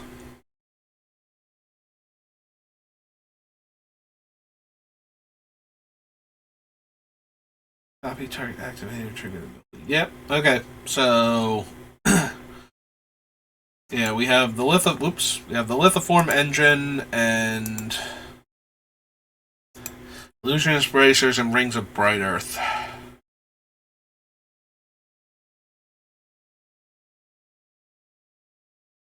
Do I want to cut one of them? And which one would it be? How many other activated abilities that aren't mana abilities do I have? Because the rings can copy any of them.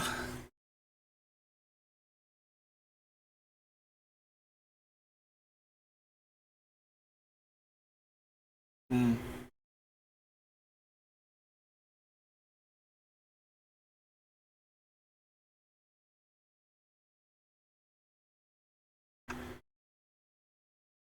I was just thinking, Rings of Brighthearth with Grim Monolith is infinite, right? It's 2 mana to activate to copy the untap ability. Or is it... How does Rings of Brighthearth, like, what's the actual wording on it?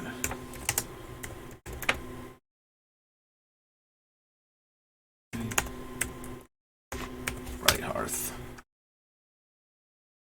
Whenever you activate an ability that is a mana ability, you can pay... Okay, so we would have to spend the 4 to copy it. So we tap it for 3.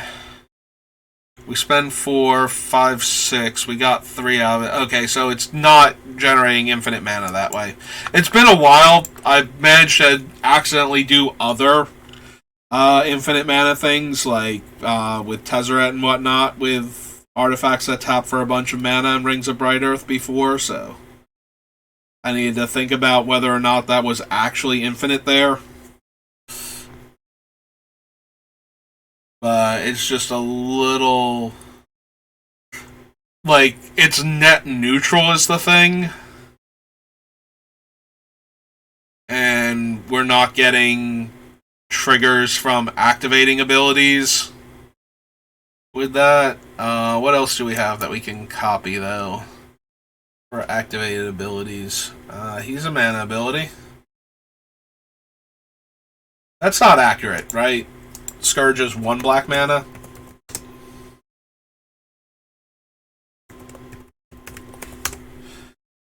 You can not get double black from him. Yeah. I just now noticed that typo. I've been thinking about him as though he's discard a card, add black mana, because that's what he actually is, but somehow I managed to write 2 black mana as though he were Cadaverous Bloom, and he is not, so...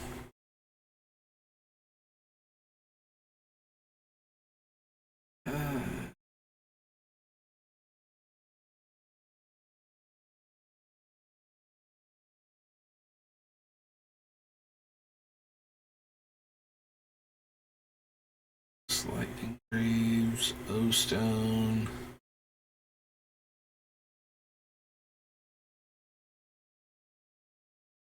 It's a triggered ability.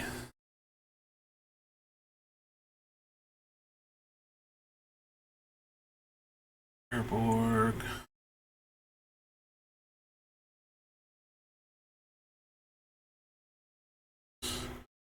Cast triggers, so they're not copyable.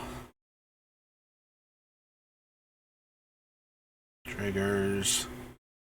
Do I have any other activated abilities that I would want to copy with Rings of Bright-Earth besides Gix's own? Because if I don't have any other things to copy, then I might want to cut the rings and just keep the Lithoform engine and the bracers. Because the bracers, once they're on him, are free. So if we can find a spot to spend the 5 mana to play and equip them, then we just get to copy the ability afterwards if we can activate it. Kalitas technically has an activated ability where he can eat one of the zombies to get 2 counters. That's a trigger. Trigger. That's a trigger. Could copy Bolas' Citadel. The second ability. Can copy Piper's ability to make a rat.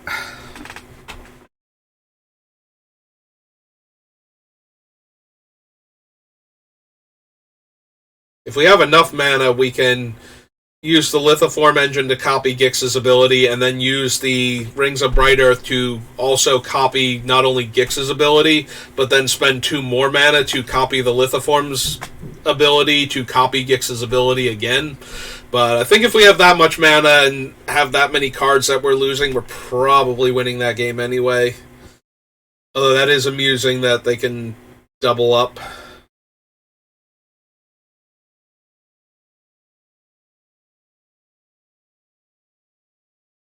Yeah, these are all triggered abilities. Her thing is a triggered ability. I mean, we could spend 1 less mana and not necessarily have needed to be like double black to copy Henrika each time we activate her. So we, instead of spending 6 mana, we could spend 5 to get 2 activations out of her.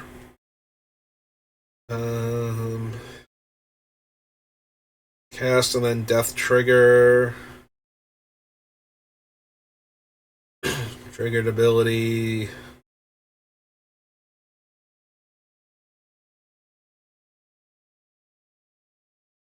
Triggered ability. These 3 triggered abilities. That thing's a bunch of triggered abilities. And copying the reanimate doesn't do anything. Wand's a triggered ability. Black Market's triggered. Rainstealer's triggered. Also a triggered ability. Deals combat damage to a player, I may pay 3. This is a trigger. So, yeah. It's basically Gix and some like corner case stuff. Although I am running the Illusionist Bracers entirely to copy Gix, so... But we cut basically everything else that's not a mana ability that this thing could copy, except for copying the Lithoform engine to copy Gix's ability again. Which means we need, like, for this to work, that takes 7 mana to activate, 8, 9 for the engine, 10, 11 for the rings, and then 13 for the rings to copy the engine, copying Gix also. So, like, that's doable with our mana doublers, but that's still not... And if we're doing that, we are winning the game anyway, type of deal. Like, if we have 13 mana to be throwing at this thing, then we probably have one of our other ways to draw more cards going, or something else. Like, we don't need... I'm just trying to justify cutting Rings of Bright-Earth at this point, because we need 15 more cuts, and if I leave in the 2 other cards, that one of them is overall cheaper once it gets going, Once we spend the 3 mana to attach it to Gix, we are good to go. So technically, if I cast Rings and then activate it in the same, or paid for the mana in the same turn to copy Gix's ability, we would be up a mana to do that versus having the Illusionist Bracers in play and paying to equip them to Gix and then activating his ability that turn, like, right away. Also, if we go to equip Gix and they kill him in response, it's like, it's different than if we pay the mana for Gix and then pay... Because that's the other thing. If we try and equip Gix and activate him in the same turn, and they kill him, then when we activate him, in response to that, we only get the one thing because he doesn't have the bracers on him yet. Whereas if we're using Rings of Brighthearth to activate him and copy it, there's no point in time where I can activate Gix where I won't be able to respond to somebody killing Rings of Brighthearth by paying for Gix, because it's going to be a trigger that goes on the stack first, right, with Rings of Brighthearth. Go back. Yeah, once I have priority and I activate Gix, the rings trigger and give me the option to pay too. So even if somebody like Krosan grips the rings, we would still get it. Whereas if they go to kill Gix without split second and I want to activate him anyway, then I won't get the second activation from the bracers because they didn't finish equipping to him yet. So maybe I cut the bracers, because the bracers literally only work with Gix too. Like, I have no triggered abilities on my guys, or other activated abilities on my guys, rather, that I want to do. That aren't mana abilities. Like, the Scourge is a mana ability, so we wouldn't get to copy it. He is a mana ability, right? Like, I'm not missing something about him. Is a mana ability that doesn't use the stack. Yeah, so literally the only ruling down here is that because, yeah, he doesn't target and he's not a loyalty ability, so that's what I kind of figured, but I wanted to double check just on the off chance that he wasn't a mana ability for some obscure reason while I was thinking of it. So yeah, maybe it is the Illusionist Bracers then. It's cheaper once it's attached to Gix. Like, I don't need the extra mana.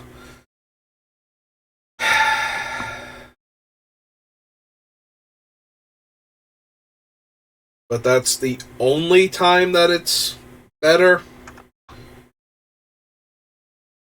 Man, I finally had a deck that I wanted to use Illusionist Bracers in, because that's one of those cards that, you know, to a degree, people were super hyped about it. Like, oh, cool, you can slap it onto your guy, and then you can double up all of his triggered ability, or all of his activated abilities when he does his thing, and it's just like, you're going to get free extra copies of the activated ability. It's going to be so cool. But a lot of the times it's either win more or doesn't do what you want it to do, and this was going to be one of the times where it's like, because he's copying the ability and I get to sidestep all of the rest of the cost of it while getting the full benefit for it, Illusionist Bracers had a lot of value when it's on Gix, and part of me still wants to leave it in the deck, but I have to cut something. We need 15 more cuts, so right now 1 in every 4 cards has to go. We were at 1 in every 3, now it's 1 in every 4. So, like, Exsanguinate is kind of on the chopping block, Illusionist Bracers is kind of on the chopping block, but then we still need 13 other cards, and if I'm going to keep those, like, maybe it's Faith of the Devoted, because it requires a mana payment to drain everybody 2 life. So I need to have everything going my way with Faith of the Devoted, whereas Sanity I just have to activate Gix, and I get to throw around a whole bunch of extra drain life points of damage based on the cards discarded, even if I have no extra mana to work with.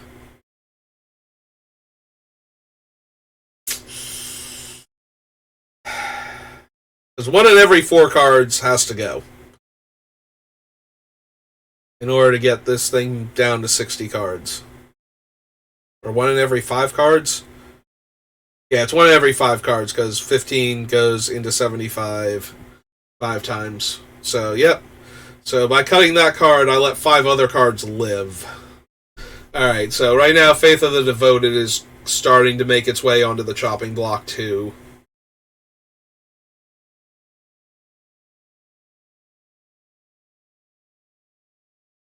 Priest, Infernal Grasp, Mask of Gristlebrand, Henrika. She's a 3/4 on our other side, right? Yeah. Tenacious Underdog. Is it the Tenacious Underdog?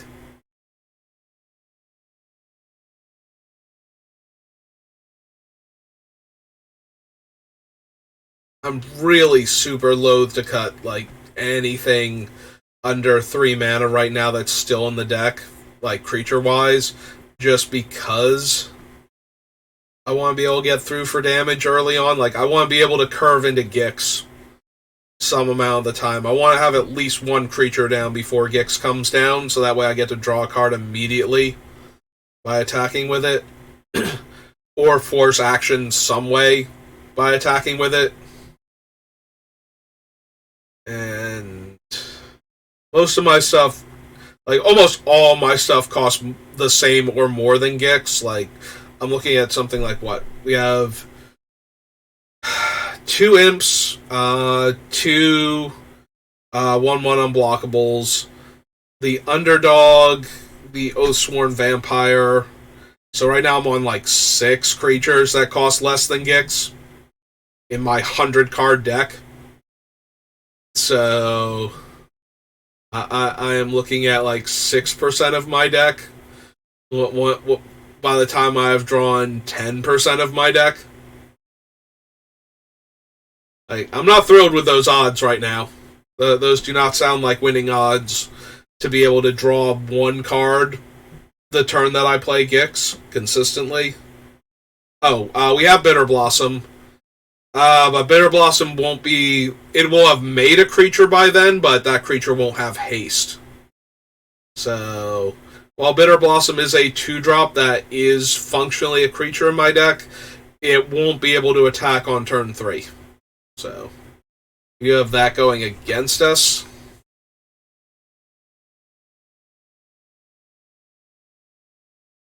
So yeah, I don't know about cutting Tenacious Underdog at that point.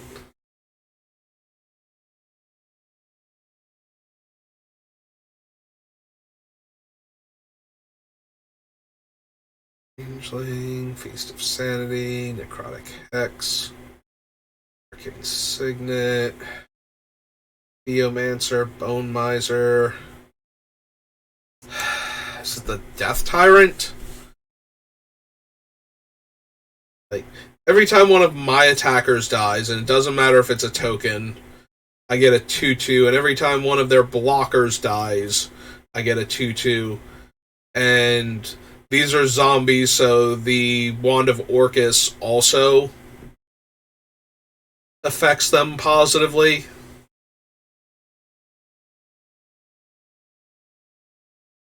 They would all have Death Touch when they're attacking, as long as I...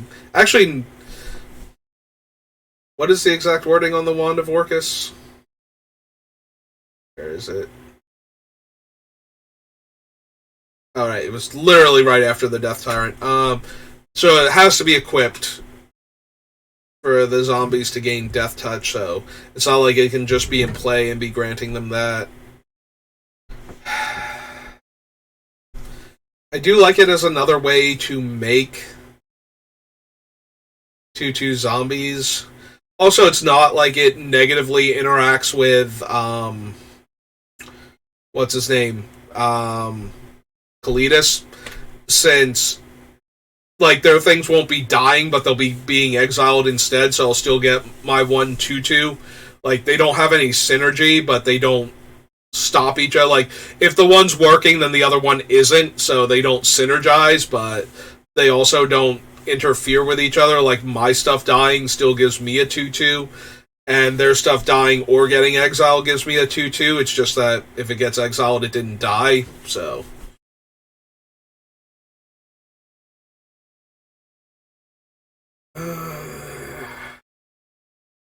But cutting it gives gives 4 other cards on this list life right now. I do like it though. Like, it's a large enough threat, and it has menace. So when it's attacking, I can probably get through for damage, and then if it dies, it doesn't matter. Like, if it kills one of my opponent's creatures and makes me a 2/2, like, let's say they have to block with like a 5/5 and like one of their random 2/2 tokens or something, and so I kill their 2/2. So I get a 2/2 zombie out of it, and I can then pay 6 mana to bring this back. Also, I can discard this thing to activating Gix, and then it's just in the graveyard. So if I don't have anything to do with my mana, I can bring it back. Or if I don't have anything better to do with my mana, I attack with everything, and my opponents block, and then I bring this back, and then my guys dying turn into 2/2s, and any of their guys that died turned into 2/2s, and now for me, and then I have like way more creatures to work with next turn.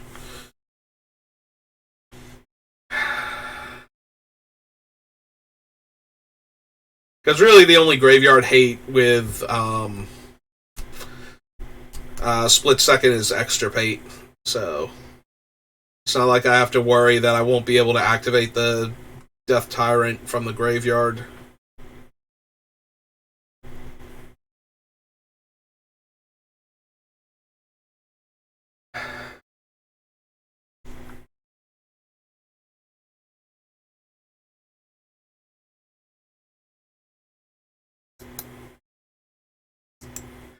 And I cut enough ways that Mortarion isn't doing his thing anymore, because I did cut a few things that let me pay life.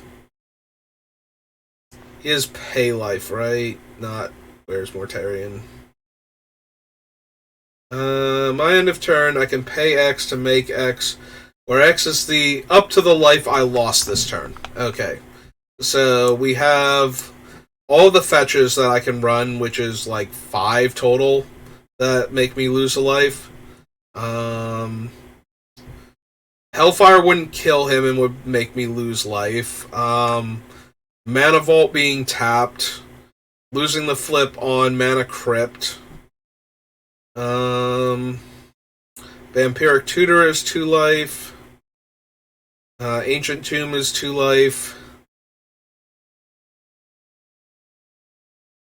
Yeah, I'm concerned, like, how much life can I lose without getting through for damage with Gix, because I want to be able to build up a new army with this guy sometimes.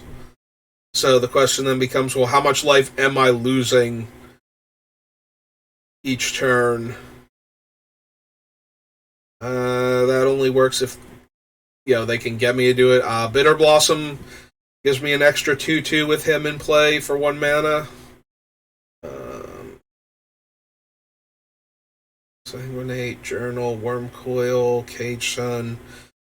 If I cast Vault Scourge, but that's not really, like, that's a one-shot thing. Like, even more so, like, the fetch lands are also one-shots, but, like, they are a thing in my deck, so I have multiples of them, whereas the Vault Scourge is literally by himself at that point. Westvale Abbey can deal me a damage, but I think it's like 5 to make a token with that, so that's 6 mana a turn to make 2 tokens at sorcery speed, if I want to do it that way. None of those. Murderous Rider, 1 shot.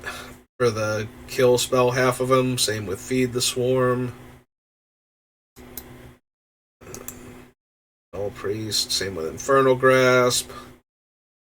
Same with Mask of Gristlebrand. My thing has to die in order for me to be able to pay the life. Enrica, once while she's in play, I can lose a life and draw a card while she's on her front side.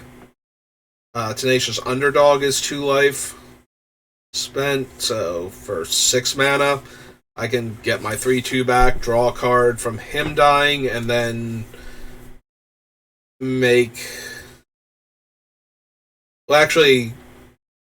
So it'll be 7 mana, 4 to bring him back. Or no, 6 mana, 4 to bring him back, lost 2 life, 2 mana into that guy, make 2 2/2s. Okay. Sheoldred doesn't do it. Gix, obviously, when I'm winning. Imperial Seal would let me do it once.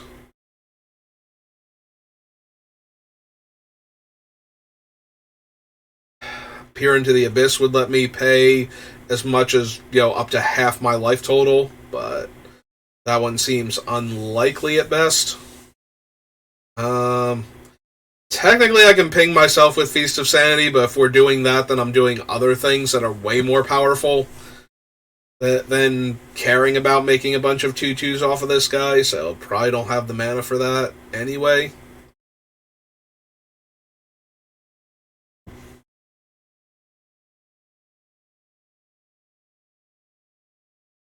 These are making... Black Market Connections, depending on how much life I want to pay. Any turn that I cast an artifact or creature with this thing out. And that's it.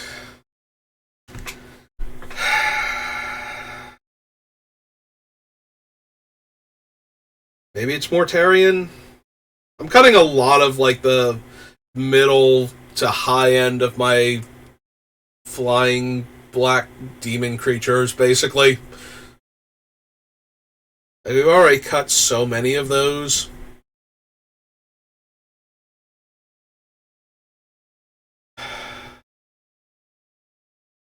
Obviously, this guy is way better when I'm attacking with creatures and Gix, and I'm getting to draw all of these cards and lose all that life, and then spend all of that mana to make that many 2/2s at end of turn. When I'm doing that, it feels really good.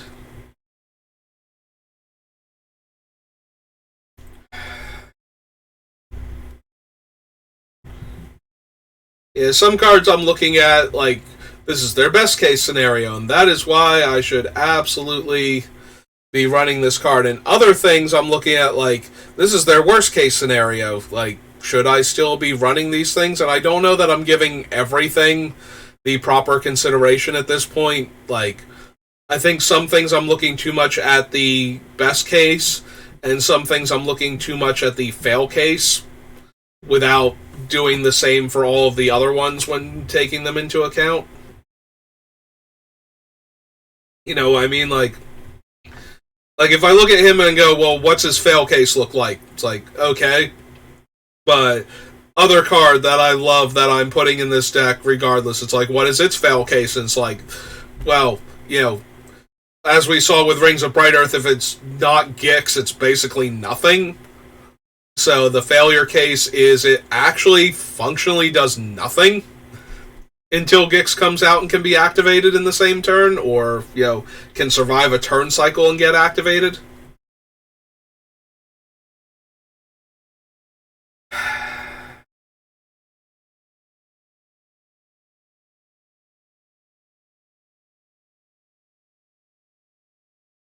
With 2 extra mana available. Yeah, that's the other problem. Has to survive that whole turn cycle and then has to actually be able to activate and be able... Or has to come down with enough mana to activate him immediately, discard the rest of the cards in my hand, and spend the 2 mana on Rings of Bright-Earth, or Lithoform Engine, or the extra 3 mana to equip Bracers. Because there are going to be times where Gix just explodes when he hits the table. Because I have too many cards to work with and nobody wants to deal with Gix's activated ability. So I need to actually get into a position where I cast him and activate him in the same turn. Which is why I have all these other things that can help me get mana faster and more, like, more of it in play constantly, as opposed to quick bursts of it, which we did have on the list to start with. We're at 2 hours, and I still need 15 cuts. Stretch. Think. Rub one of my temples. So that way you know I'm thinking. But I have to tell you that because I don't feel like... I did find out I do actually have a functional webcam if I really wanted to. But I don't. Sorry, everybody who would like to put a face to the voice, but you're not missing a whole lot, I don't think.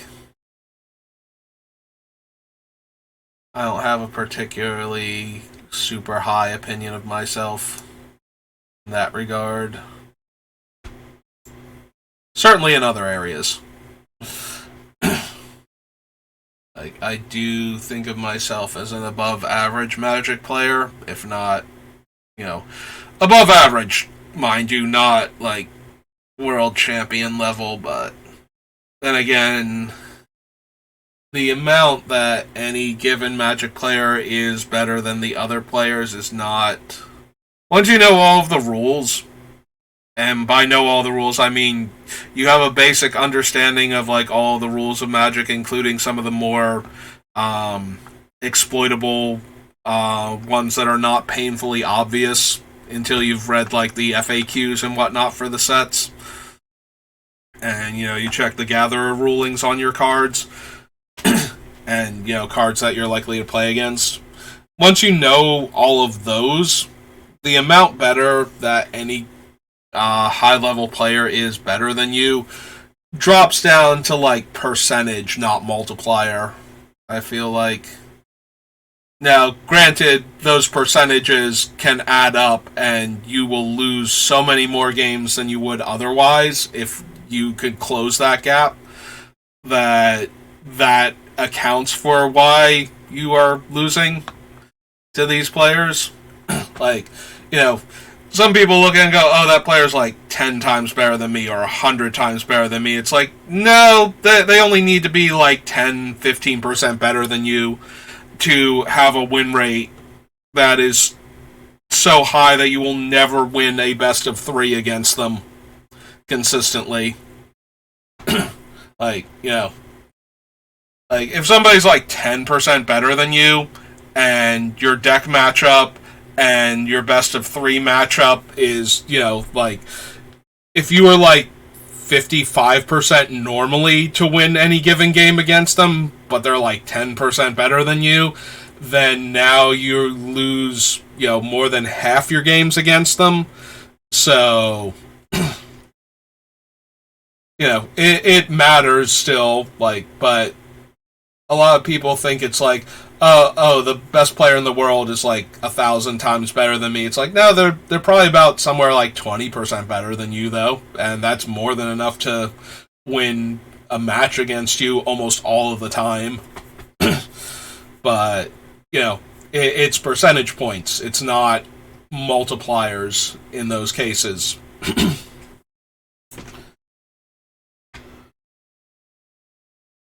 And you just need to pick up the individual skills that raise those percentage points. Like, one of my biggest flaws and one of the things that will stop me from winning a lot of Magic games that I could otherwise win is poor sideboarding. I am terrible at making proper sideboard choices. I think that is one of my greatest failures as a Magic player, is best of 3 sideboarding properly. One of the biggest things is not what to put in, it is what to take out to not water down the deck, and make it so that the deck, like, now I have answers for what you're doing, but I still need to win my game also. Like, I can't just stop you from winning your game and have that be enough.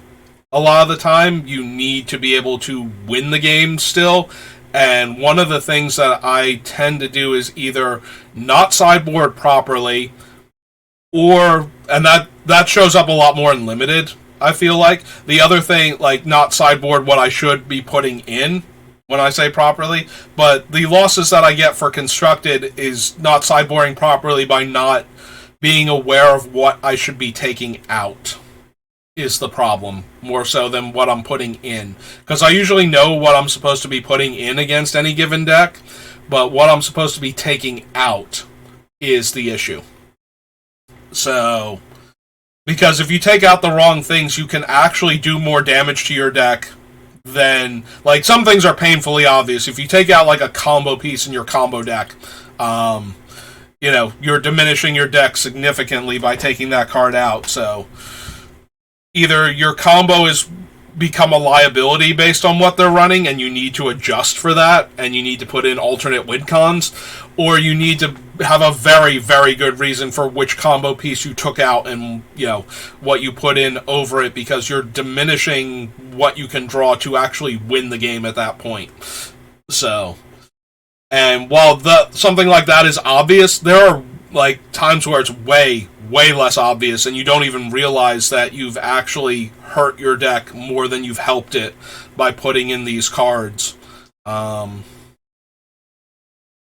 it requires a better understanding of the matchup that you're in, but also realizing what you're actually doing to your deck. And sometimes I don't realize what I'm actually doing to the deck at the time, and it's just like, oh no, I need to put in, like, these, I need to swap in, like, this 1-drop creature that has protection from your colors, so I took out this other 1-drop. It's like, no, you needed both of those 1-drops, you needed to take out, like, one of the 3-drops instead, basically, is what it comes down to, but I got too distracted by maintaining my curve, as opposed to realizing, and that's the sort of mistake that, that costs you, like, 5% of the games that you would have won otherwise, and you're already up against it because the player you're playing against is better than you, and then it just kind of spirals from there.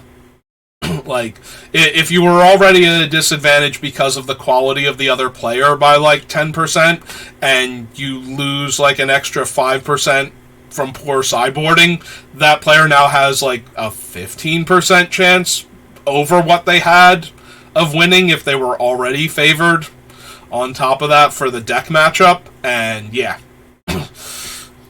like, you can do a lot more damage to yourself than you realize by not understanding why you're doing certain things. Like, the why is way more important than the what, and I don't always understand the why of certain sideboard choices, and because of that, one of the things I used to do when I copied decks, like when I would net deck, if I did not understand the sideboard choice for a card, I had a lot harder time including it in the sideboard to take it to, like, a game day or something. I'm not going to, like, the Pro Tour next week or something, otherwise I would figure this one out. I would have to find somebody who understood why this card and talk to them. But if I'm just, like, throwing the deck together so that I have something for, like, when game day used to be constructed by default for a new set, like, I would want to know, like, if I was throwing the deck together, like, a day or two beforehand so I would have it for, like, that weekend, it was more important to me that I put in cards that I know what I'm theoretically bringing these cards in against. Like, if I don't know what the card goes in against, then it's a dead card in my sideboard, unless I can figure it out in the middle of the tournament all of a sudden. But if I did not have anything that I knew I wanted to sideboard in, I would leave the cards in there and then try and figure it out, which is a terrible strategy if you actually want to win. But it's, better than nothing. Like, not having options when you go to sideboard is, like, way worse than having medium options or even bad options sometimes. But yeah, so I genuinely believe that, though. Like, the best players in the world are, only, like, X percentage better, not X times better than most other players that, understand most of the fundamentals of the game. And then it's just about getting those extra percentage points from the deeper dives into strategies in the game. And, it's all about raising your percentage chance to win any given game, is what it comes down to. Because nobody is 100% to win every single game, no matter how good they are, and how bad their opponent is, except for when the opponent literally does not understand what they are able to do in a game of Magic and can't play their cards properly. That is where the percentage points just kind of overwhelm you, and even though it's like, not 100%, because Mana Screw and Flood are still a thing, like, even Mana Screw and Flood can't save some players, like, when they should be able to, because they're playing so poorly and they don't know what they're doing well enough. But once you understand, like I said, you need to understand the basic rules of the game, and you need to understand a lot of the interactions between the cards. Like, that's where I feel like most of the percentage points come from, which is a combination of reading everything, not just the card itself, but also the rulings on the cards, and experience playing with the cards and against the cards, so that you remember at the time what the interaction is going to be. So that way you know how to interact. Like, when you know what the interaction is going to be, you can plan for it. If you don't realize that's what the interaction is going to be, then it ambushes you and it costs you games. Which is why when I prepare for like a pre-release, I always want to know what the instants are, and what the flash cards are, and what the wraths are, because being ambushed when you're trying to win a game where winning the game actually matters and there's a prize on the line for doing well, is going to feel way worse than getting ambushed at the kitchen table when you just wanted to play for fun. Normally. Every once in a while, somebody takes those games way more seriously than they should, and they learn something new about the game in the worst way possible. And you might as well have robbed them of the $10,000 grand prize for how that triggers the reaction. But, that's on the individual person at that point. But, yeah. Learning the cards is, like, I think the biggest thing. Learning the cards that you are going to use and that you are likely to encounter. And if you can have some vague understanding of the cards that are in the background, that, somebody might break out all of a sudden that you weren't planning for, that also helps, which is why I read the FAQ and rules document for every set when it comes out. To keep my head focused on, rules interactions, so that way I don't get ambushed by things. I had somebody, like, a month ago, they played Temporary Lockdown. This was Dominaria United draft. They played Temporary Lockdown in order to kill, like, most of my board, which included a bunch of token creatures, and I responded by killing the Temporary Lockdown, and then I had to explain to them why my tokens weren't dead, and then we had to bring up the actual rules for Temporary Lockdown and show this person on the thing where it was that my stuff didn't ever leave the battlefield, so my tokens lived. And he was obviously very frustrated, and he went outside, and he came back in, and he said that he was more frustrated by the fact that it worked that way than that I was telling him that it worked that way. But, when you get ambushed by something like that, when you're trying to win prizes, and you don't realize that that's how the cards work, and then you have to have it explained to you by somebody who is obviously way more vested in you allowing it to work the way they say it does, than whether or not they're being 100% honest with you, because we didn't have like an actual judge there, so we had to go into Gather or whatever, and like come down here where we have the rulings to show that if you remove Temporary Lockdown while its ability is on the stack, then nothing gets exiled.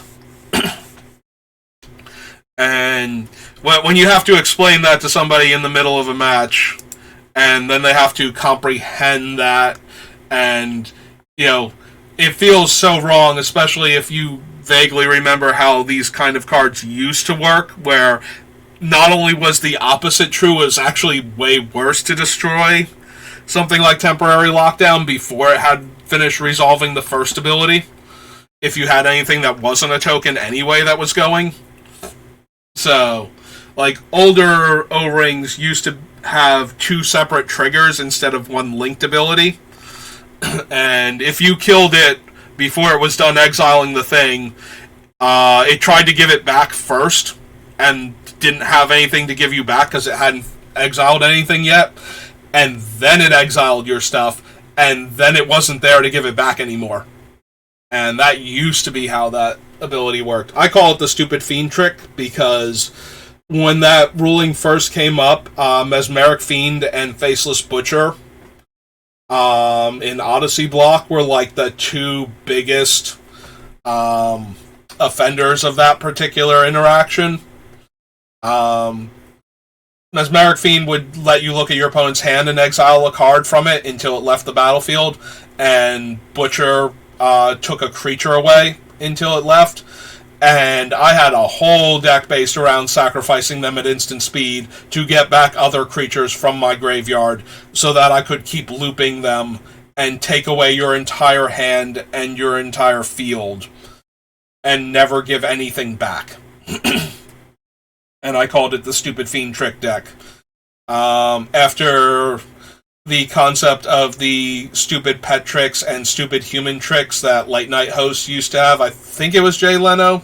I never really watched late night, so I want to say it was Leno. It might have been, oh god, not Johnny Carson, the one that came at, like, Leno came after him, but there was somebody else that was,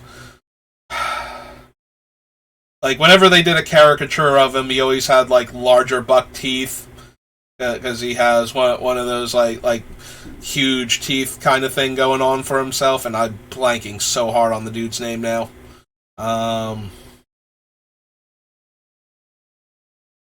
Yeah. It was like Jay Leno, Conan O'Brien, and I keep coming back to Johnny Carson. It's not Johnny Carson, because he was the guy that basically pioneered the whole late night talk show thing.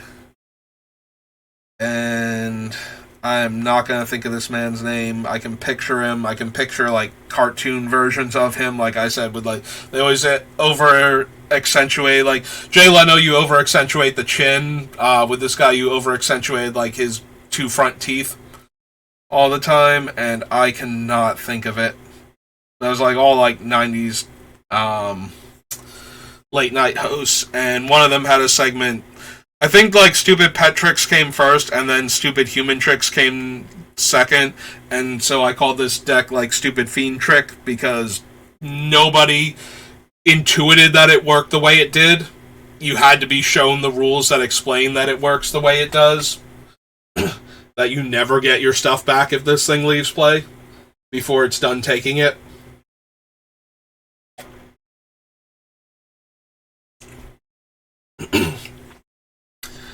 Alright, well, I just added like 10-15 minutes to this video for no value for figuring out what cards we are going to cut from Gix.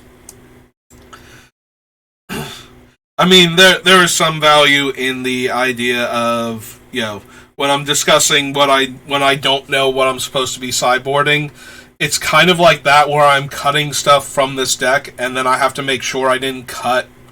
Like, I had to go double check, like, what creatures we have. Because if I cut too many creatures and too many things that are making creatures, then Gix doesn't have the army he needs to get through for damage.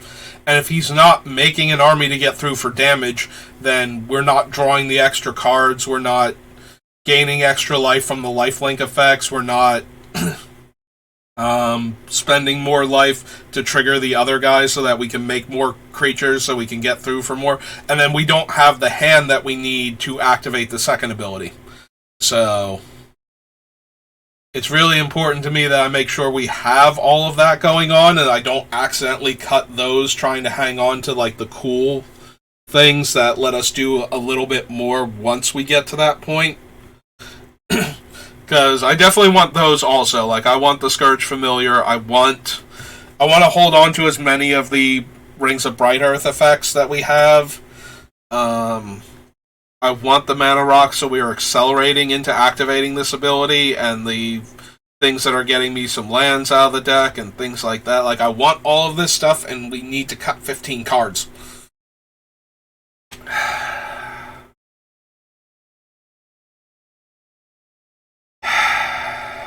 So it becomes like, what 15 cards are we going to cut then?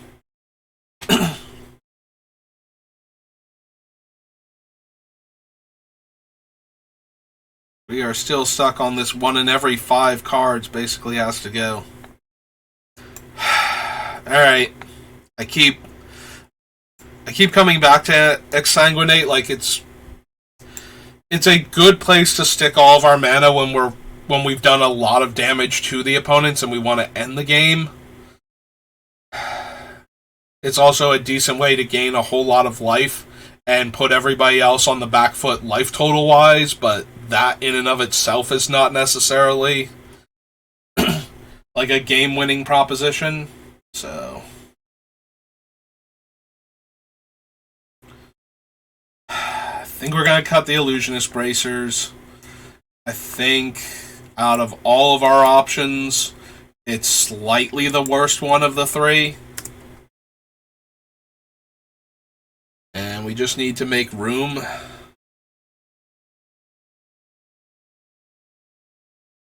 Archfiend of Ifnir, Faith of the Devoted. We might lose Faith of the Devoted too. We still have the Archfiend, we still have Feast of Sanity, and we still have the Bone Miser for the things that are letting us profit off of discarding cards from our hand.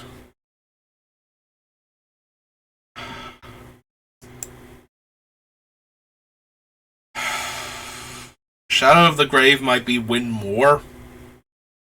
Like, you know, we already had a full grip to discard, so if we cast Shadow of the Grave to get it back, and it resolves, we're assuming that it's going to resolve, that we're just going to cast Shadow of the Grave and that's going to be fine. So, assuming it resolves,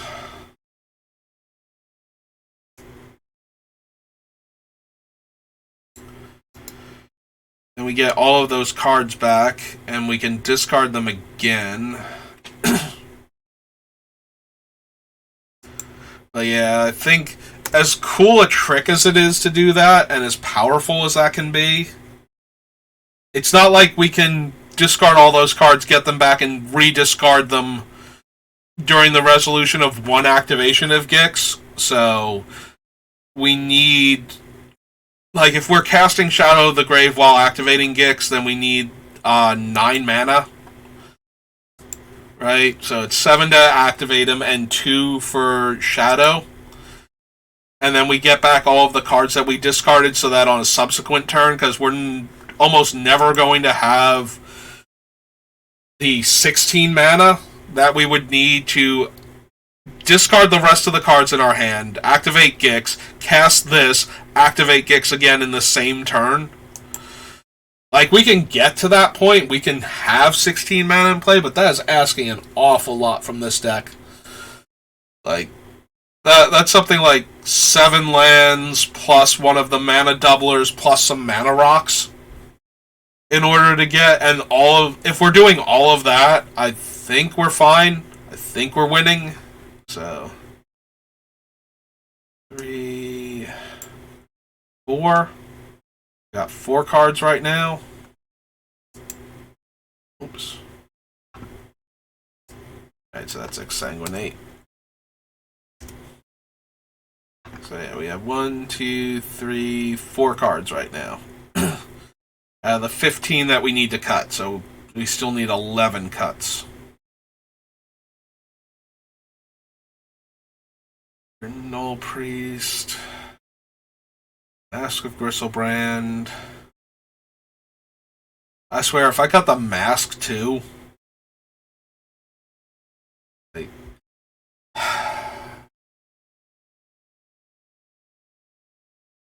if we cut the mask is no longer giving lifelink.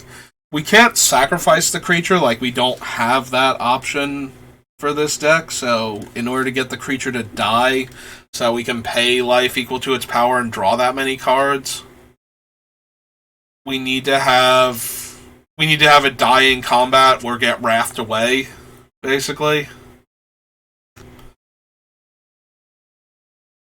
And it does have to die for us to get those extra cards.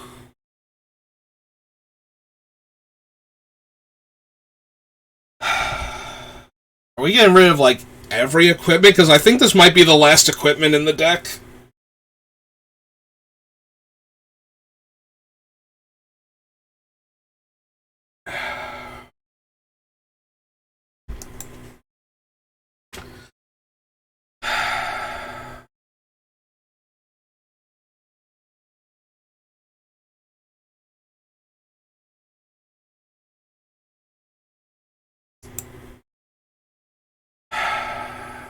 We just cut the Mask of Griselbrand.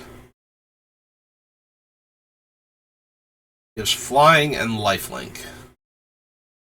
Most of our stuff, not most of our stuff, a lot of our stuff has some combination of that. Like, we have a bunch of flying lifelink vampires in the deck. We have like 5 or 6 of them, I think we did. Like, when we did the count, like 4 or 5 of them that are flying and lifelink at the same time.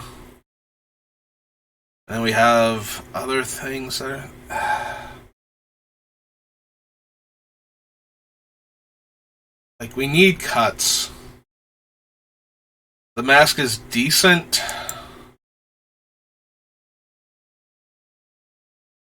but we don't get the cards unless it dies. Like, I think the whip might actually be better until the creature dies. Then I'm going to wish I had Mask of Griselbrand on it instead of, like, all of my stuff having lifelink.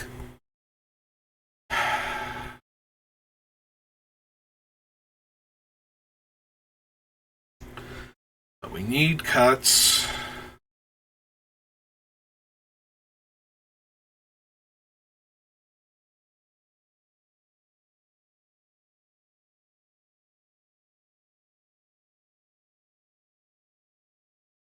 Is the Brain Stealer win more? Like, the Brain Stealer can basically take the opponent out that we target if we get enough of their stuff.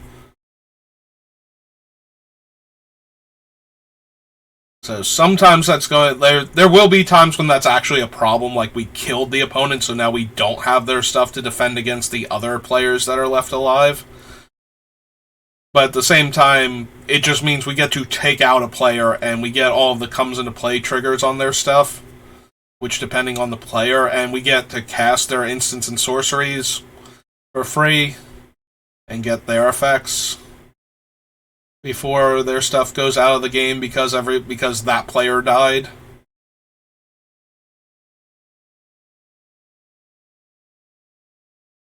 Because I'm pretty sure we're casting everything during the resolution of Gix, so... they don't actually have his FAQ here.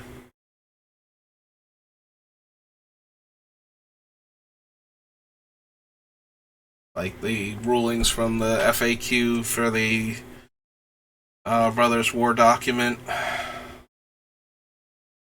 But I'm pretty sure he's casting all of them at once.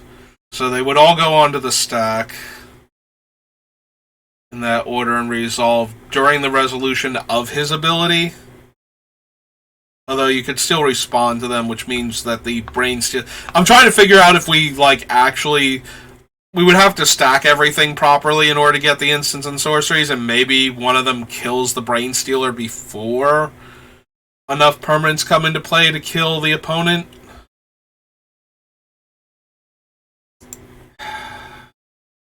Suppose we leave the Brain Stealer on for right now. It is another, like, 7 mana, we're already winning, let's finish the game type of thing, as opposed to, like, we're not ever...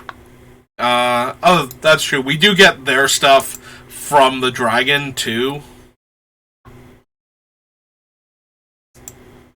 Ice cards, those cards. So, my end of turn, I exile each opponent's top card, and I can cast those cards by spending mana as though it were mana of any color. And then we have the other ability, which is what goes off with Gix regardless. Like, the Brainstealer Dragon doesn't just trigger off of its own stolen permanence coming into play, it also does it for any time we steal an opponent's non-land permanent.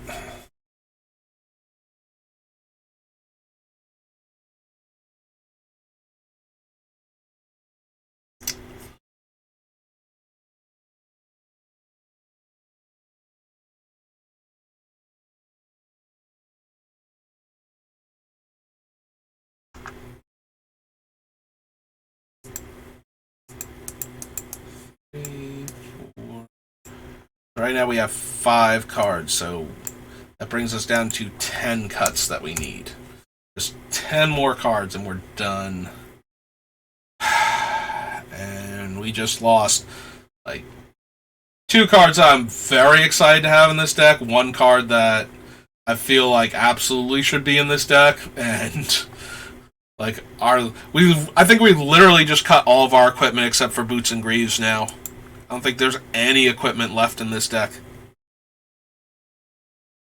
As we cut the Nightmare Lash and the Lash Writhe before, so.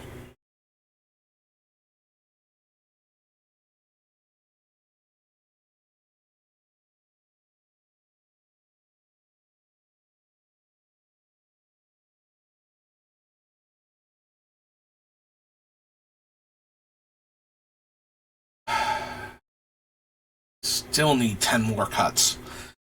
This is killing me.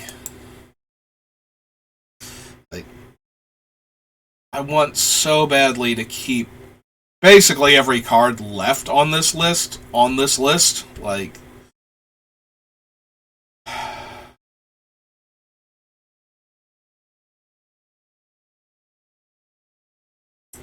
I cannot imagine losing Exquisite Blood at this point. I want the double mana cards. Kalitas is a decent costed, decent power, lifelink creature that also makes it so that my opponent's stuff dying gets exiled and I get 2/2s out of it. Like, if somebody wraths the board while I have Kalitas out, I get to exile their tokens, or their creatures rather, and make tokens for their stuff dying. Or the other player's stuff dying. So Kalitas kind of has to die first. Alright, I'm not misremembering how that works, am I? Bring up both of him. Go over here.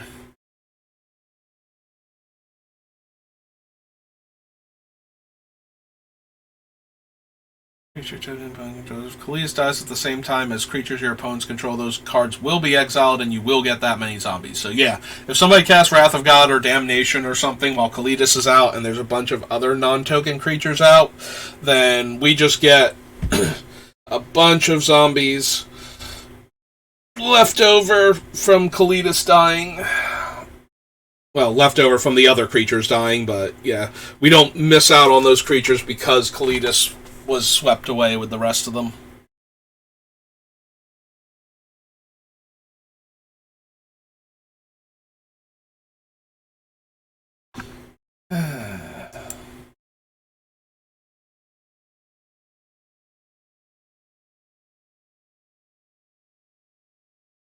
You know, that's really not nothing. Like, if one player takes a bit too long, like, if we can untap and recast Gix with like 3 or 4 zombie tokens in play, I'm pretty sure I feel like I'm back in business at that point and drawing a bunch of cards and losing life and getting back to where I wanted to be at before my board got wrathed away. So I would be okay with that.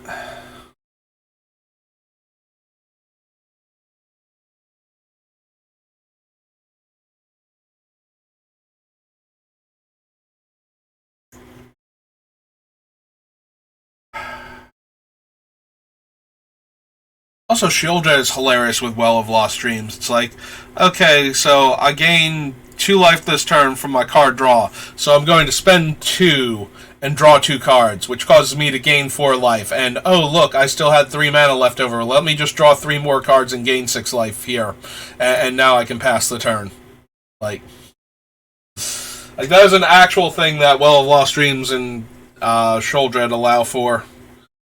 In addition to all of the other card draw that I can get in this deck, and, making it so I net gain life off of activating, or off of paying the triggers for Gix, rather. Meeting Gix's requirements.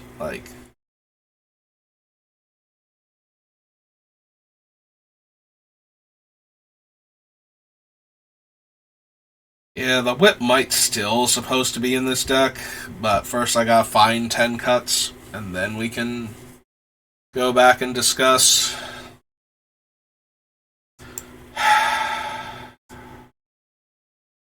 Alright, Brainstealer feels like he's win more, and possibly randomly win or lose when we were supposed to win by killing the opponent before we get enough of their stuff.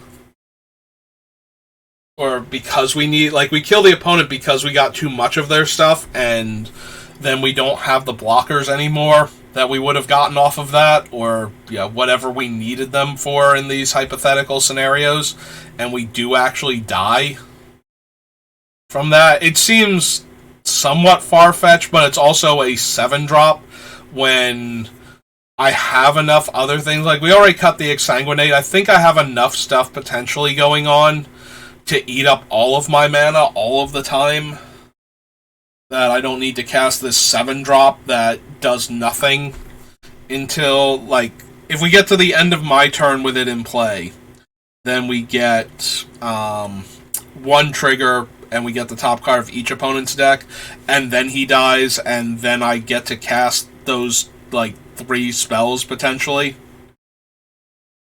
That's not nothing, but he does have to come into play and live to my end step. And then we probably have to untap with Gix in play and activate Gix in order for him to do his cool trick. So at 7 mana, that does feel a bit more, win more than some of the other cards that we still have in the deck. And randomly it can lose the game from killing the player instead of letting us steal all their stuff. Most of the time, if you gave me the choice between stealing all the opponent's stuff and getting all of the triggers for casting the opponent's stuff and then killing that player, I would take that second thing most of the time anyway. And then I just don't get to keep any of the permanents that I would have gotten off of the Gix's effect. But there are going to be times where I want to keep those permanents, but I will also be killing that player or casting them weirdly so that I don't have the board position I want anymore to do it. Basically, I have to stack the spells so that way I wrath or otherwise kill my own Brainstealer dragon in order to keep the other permanents that are about to resolve, or just to clear the board so that I don't die on the crackback from killing the other player. Whereas, if I'm in the position where I have the Brainstealer and Gix and I've discarded all of these cards, then I might not necessarily want to clear the board. I might want to try and get back to the untap step with all of these permanents in play.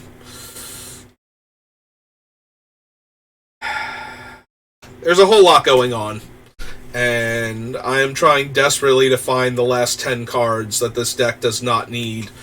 Today, right now, before I have to go to work. I have more time, but I also don't want to have a 5-hour video. And I can get dangerously close to that before I have to go into work. Also, if I could get this done, I could probably put away the Alliances set, and I'd probably stick Cold Snap in there too for, the sake of where am I going to put Cold Snap anyway, after Time Spiral instead. It's nah, we can put it next to Ice Age, that's fine. And Homelands and Alliances.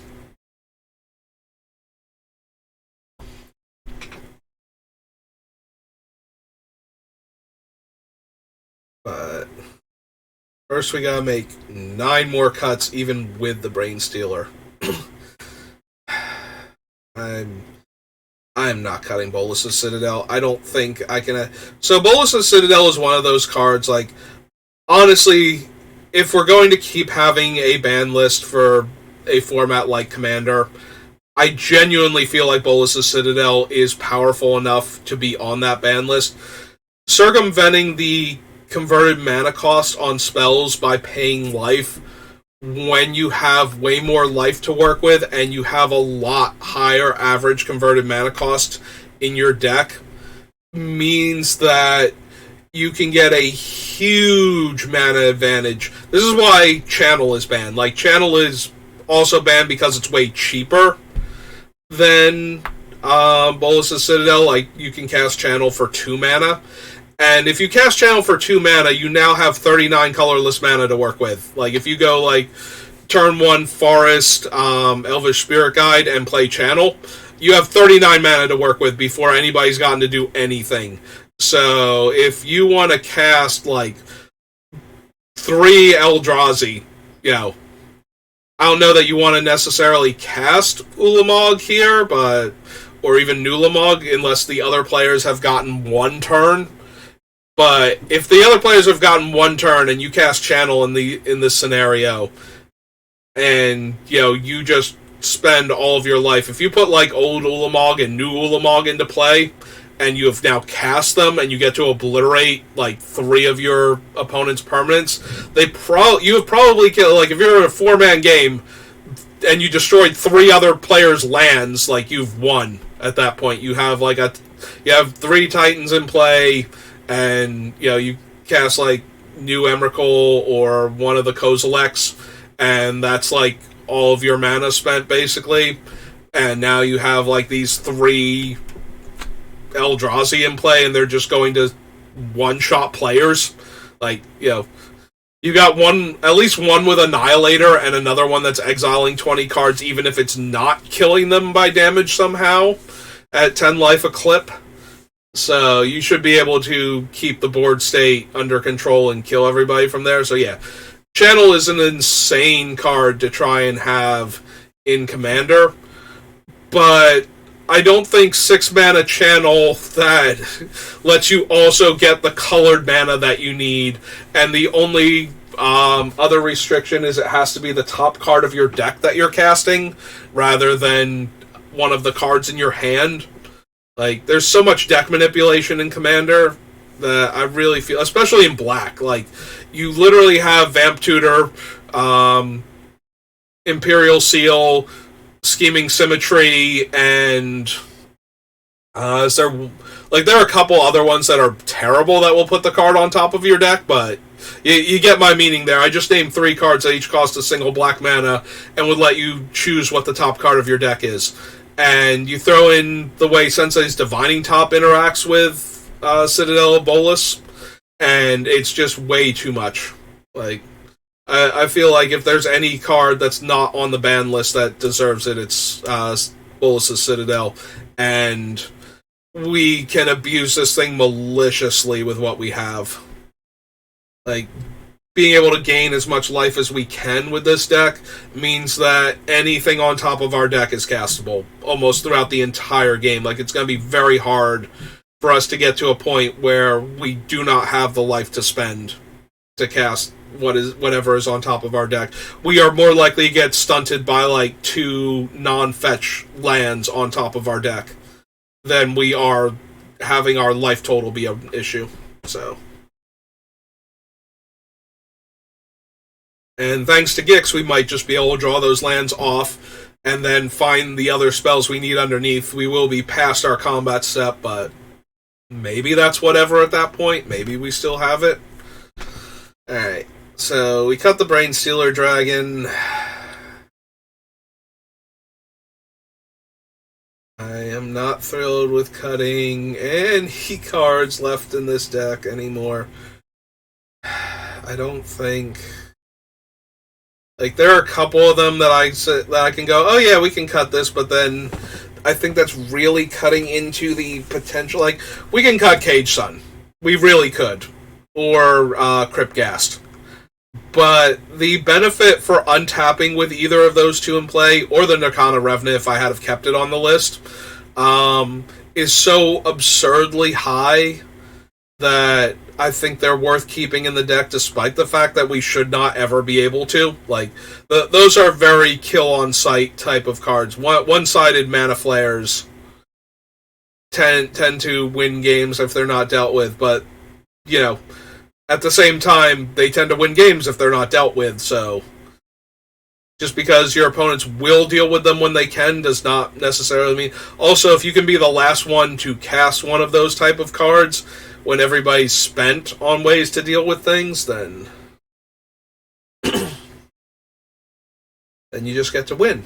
So I think that's worth it, but at the same time, it's like, I don't want to cut the things that I'm ramping into anymore either. And alright, here we go. Brainstealer Dragon's gone. I know how much the internet loves this, so let's go ahead, and we have 69 cards left. Woohoo! We did it. We did the number that makes grown adults snicker like school children. Alright, but that still means we need 9 more cuts. And I don't know anymore. Like, everything left on this list is something I want to run, or is utility for the deck. Like, I have cut every non-land card so far that isn't doing anything to help with what we're doing, so everything left... That's true. We have one equipment left. We have the Wand of Orcus. And I do really want the Wand of Orcus. Like, connecting with one of my, like, 2 or 3 power guys gives me 2 to 3 more bodies. Like, even if we're just connecting for 1 unblockable and we're getting an extra 2/2 out of it, if we're drawing cards off of Gix, then I'm okay with that. Like, it's not great, obviously. We really want that equipment on something with a higher power, but we have cards like that. Like, if Ulamog ever picks up the Wand of Orcus, if he, like, manages to get that tiny little scepter into one of his massive writhing tentacles, I'm pretty sure that once we connect with the one player who is now done, all of the other players are equally done, because that's 22 power, or 20 power, rather. I think most of the Ulamogs are 10/10s. So yeah, that's 20 power we just put into play. And even if we're not doing that, if we have it on one of the few demons I have left, or Sheoldred or something, you know. If Gix picks up the wand and makes 3 2/2s, because he can get through for damage against one opponent, I would consider that pretty good, actually. Making 3 fresh bodies that can draw me 3 cards, because if we can get through with Gix, we can probably get through with a bunch of 2/2 Death Touch creatures. So yeah, I definitely want the wand, but, you know. Also, the wand is absolutely stupid with Kalitas. It's just like, oh, I can sack one of my zombies and get 2 more counters on him, which will make 2 more zombies. Yeah, that seems pretty good, right? Sack another vampire or a zombie, put 2 1/1 counters on Kalitas. Yeah, that can get out of hand pretty quickly. You can just eat those zombie tokens and then grow and therefore make more zombie tokens. Wormcoil Engine is decent to have it. Like, we do still have... And again, if I'm, like, flying in the air for 2 and making 2 2/2 ground guys, that's not the worst. I'm flying in the air for 1 and making 1 2/2. That's slow, but, you know. Nether Trader always gets in for 1. The other unblockables always get in for 1. Like, eventually we will be able to do something. I don't like eventually. I prefer, like, oh, we did the thing and now we get rewarded. And yes, that will happen. But will have times where the wand is just not at its best. And making 1 2/2 is probably not helping enough. But if we're making, like, 3 of them, and a lot of our guys can make 3 of them. Also, our guy does get Death Touch, so depending on what we're trading with, like, even if we don't make the 2/2s, if we force a block on something problematic, I might be okay with that. It depends, but it's gives us more options.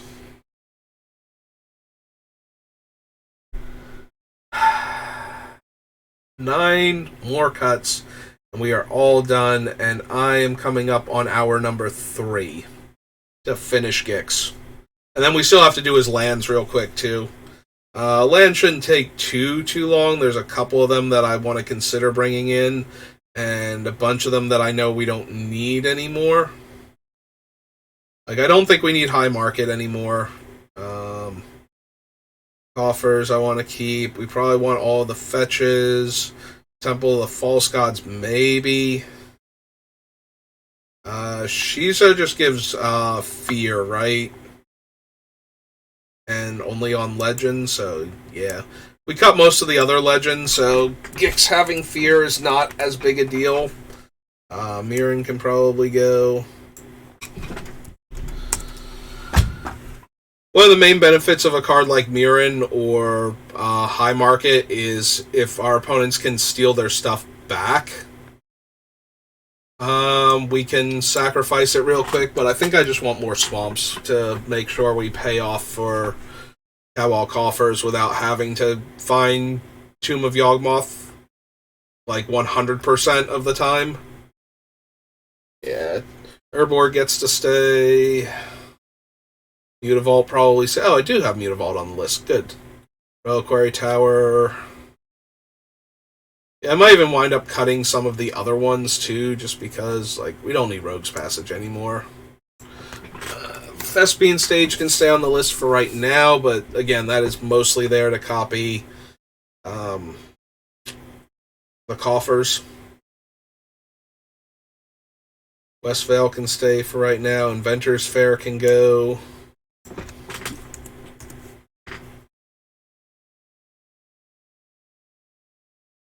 I'm sorry. I just want to feel like I'm making progress. So indulge me for a moment while I cut some unnecessary lands. Hive can stay for now. Takamuna can stay for now.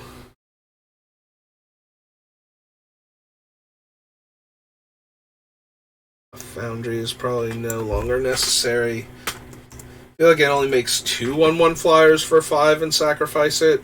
And we cut Crucible of Worlds. If we didn't cut Crucible, I might be more interested in it. Saga. Saga's okay. Saga we can leave on for right now. Myriad Landscape I almost definitely want because it converts to 2 swamps. And Tomb Fortress is basically a mono-black version of what's its name? The blue-black land from Kaldheim, where you can mill yourself and you get a dead thing back.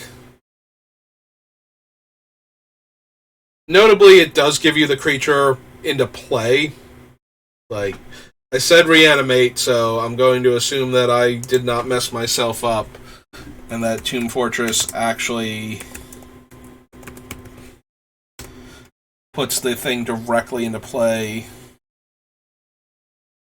Yep, from your graveyard to the battlefield.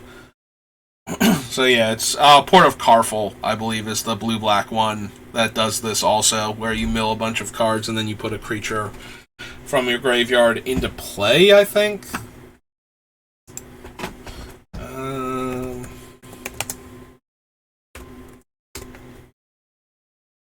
Let's see what comes up.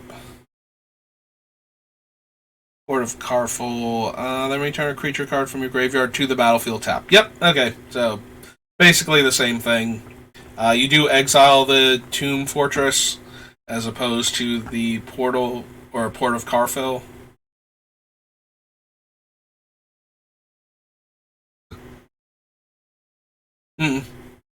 Of the Yawning Portal. Okay, I'll allow it.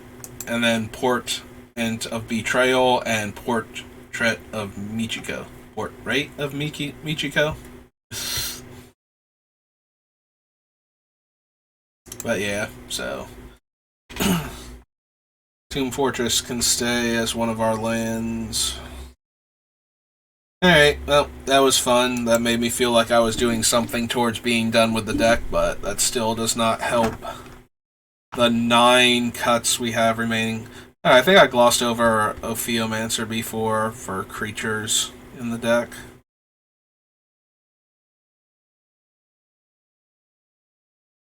I keep forgetting that it's on the list, but every time I see it, I'm like, no, that makes sense. It makes a 1/1 death touch every turn.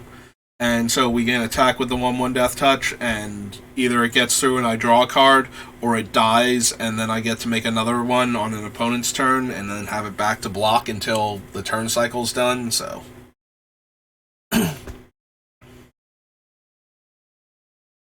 Yeah, very likely to get me a card from some opponents. Or to just trade with one of their tokens, and then I get, you know, then I get a fresh one for free.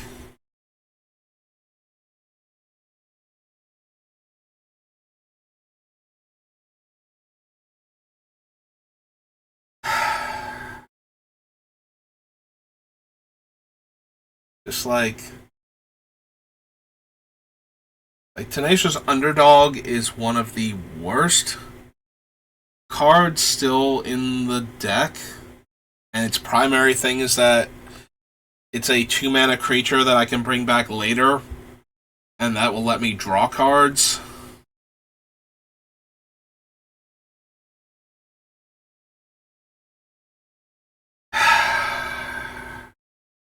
Also a 2-mana 3-power creature,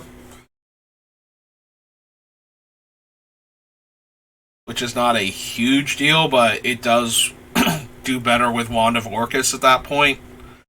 You know, it's a recursive threat that's getting to make like up to 3 tokens by hitting. Well, 3 tokens if it hits, not up to 3 tokens. If it hits, I get 3 tokens. If it doesn't hit, I don't get anything, but because I'm not really running trample granting effects.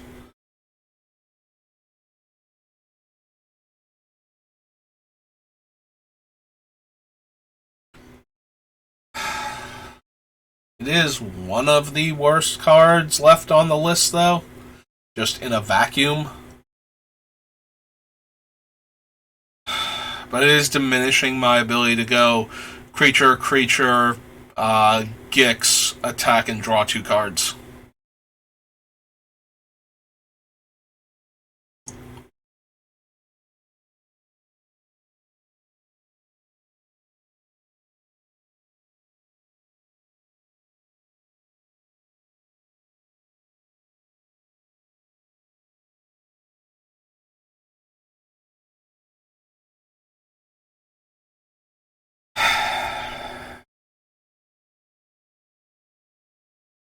Yeah, I don't want to lose too many of the cheaper creatures.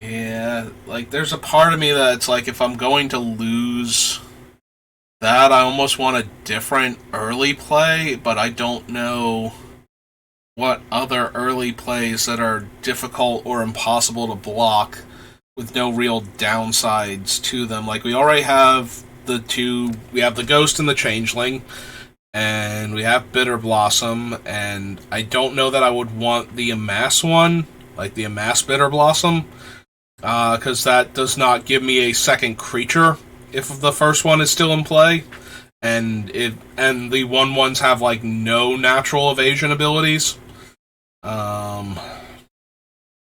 Like the zombie army does not evade anything, so at least the Bitter Blossoms fly,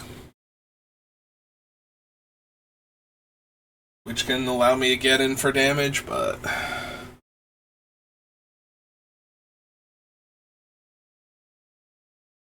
the problem with cards like Mutavault and Factory and whatnot is that I can't animate them the turn that Gix comes down in order to draw more cards.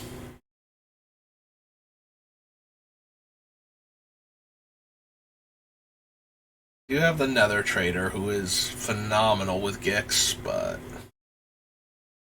I just feel like I need a couple more cheaper creatures, so I don't want to.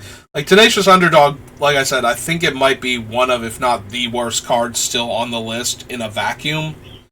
But if we cut him, then I lose another early creature I can play, before, and then curve into Gix, basically. Like, even if I just only cast him, and then I get to attack for 2, or attack for 3 and draw a card on turn 3, like, I feel like that would be worth it, like, most of the time. Like, if any one player is vulnerable, and we can just attack them for 3 real quick and draw a card, or they have something they do not want to trade for my recursive 3/2, and they'll just take the 3 damage and let me have my card. Like, I feel like that is better than basically nothing on turn 2, or no creature on turns 1 or 2. Like, obviously I would rather have the evasive creatures early, but I'm already running all of those. Like I said, I think there might be one more 2-mana 1/1 flying lifelink creature, but oops, we want a extra tab, we want a duplicate tab. Like, if I were to go back, oops. Go back to the beginning of Gatherer. No thank you. Advanced search. So we want black. Add rules text. Lifelink. Add. And type, we want creature. Because we don't want the random black cards that grant lifelink.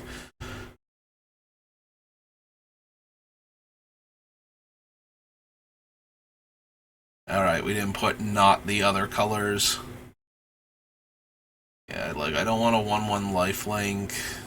3-mana 4/3, 1/1 lifelink haste. Flash that can grant those abilities. It's lifelink on my turn, but he's a 2-mana 2/2, like.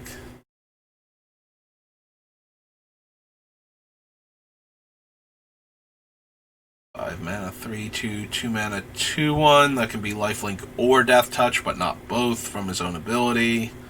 Discard a card to give it lifelink. 2/1 lifelink, no evasion. 2/1 lifelink again, no evasion. There's Daggerdrome, Imp. Alright, cut the Duskfang. 4-mana, 3-mana 1/3. 3-mana 4/1. 1/1 Infect lifelink, no. Oh, that's what it is. It's the Ghastly Gloomhunter. Who is technically better? It's also Gifted Aetherborn, who is Death Touch and lifelink. Ghastly Gloomhunter is definitely better than Daggerdrome Imp. Just by, like, we don't have any synergies with it being an imp. It would technically gain Death Touch from the Staff of Orcus, Wand of Orcus. So yeah, I guess Ghastly Gloomhunter should replace Daggerdrome Imp. So I knew, like, in the back of my head, I knew there was another, like, 2-mana 1/1 flyer with lifelink. I forgot it had upside. Death Touch, lifelink, and Menace. 1-mana 1/2 lifelink, Henrika's Backside. 4-mana 2/2. 3-mana 2/3 that can give lifelink. We already cut that. 1 lifelink. 2/2 lifelink on my turn that's not a vampire. 2/2 lifelink that can give lifelink. But for too much mana.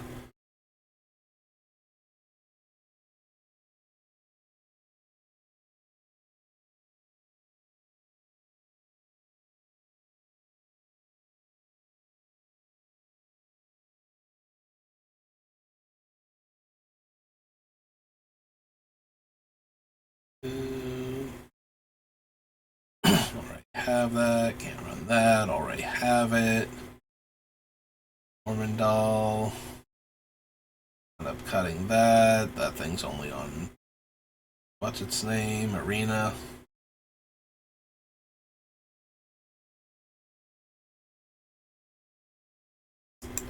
Alright, so we do want to replace the Dagger Drome with the other thing. We already cut her. There's that guy again for his spell half. The arena only card.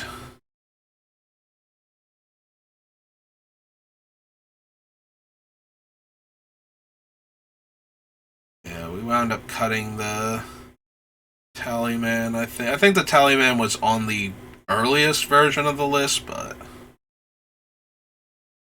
just 4/4 lifelink. 5. Can't run him because of his backside.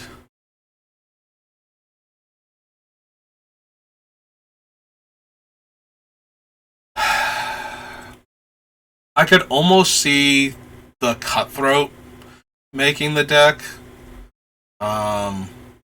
Because it's difficult to block. Like, it can literally only be blocked by creatures that can with 1 power and creatures with 0 power. So the 0 power, I'm at least gaining the life. So 1 power creatures, though, like, there, in addition to tokens, there are always going to be some floating around, but not every deck has a bunch of random 1 power creatures that are going to stay 1 power creatures, so maybe. But all of this is to, like, laterally move from the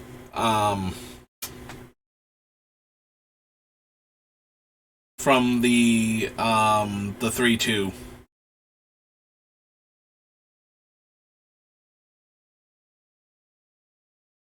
That's it. Alright, but yeah, after going through all that trouble to replace Dagger Drome Imp on the list, the Gloomstalker, whatever, is just obviously a better version. I think that's its name, Gloomstalker, Gloomhunter, something like that. Oh, Ghastly Gloomhunter. So it did start with a G, though. And Ghastly is from Zendikar Resurgent. Alright. Go find Dagger Drome and cut him. And Zendikar. Battle for Zendikar. Zendikar Rising. Resurgent Rising.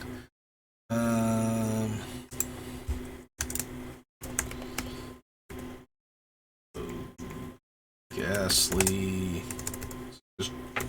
Oh, okay. Gloomhunter. Yeah, like that. And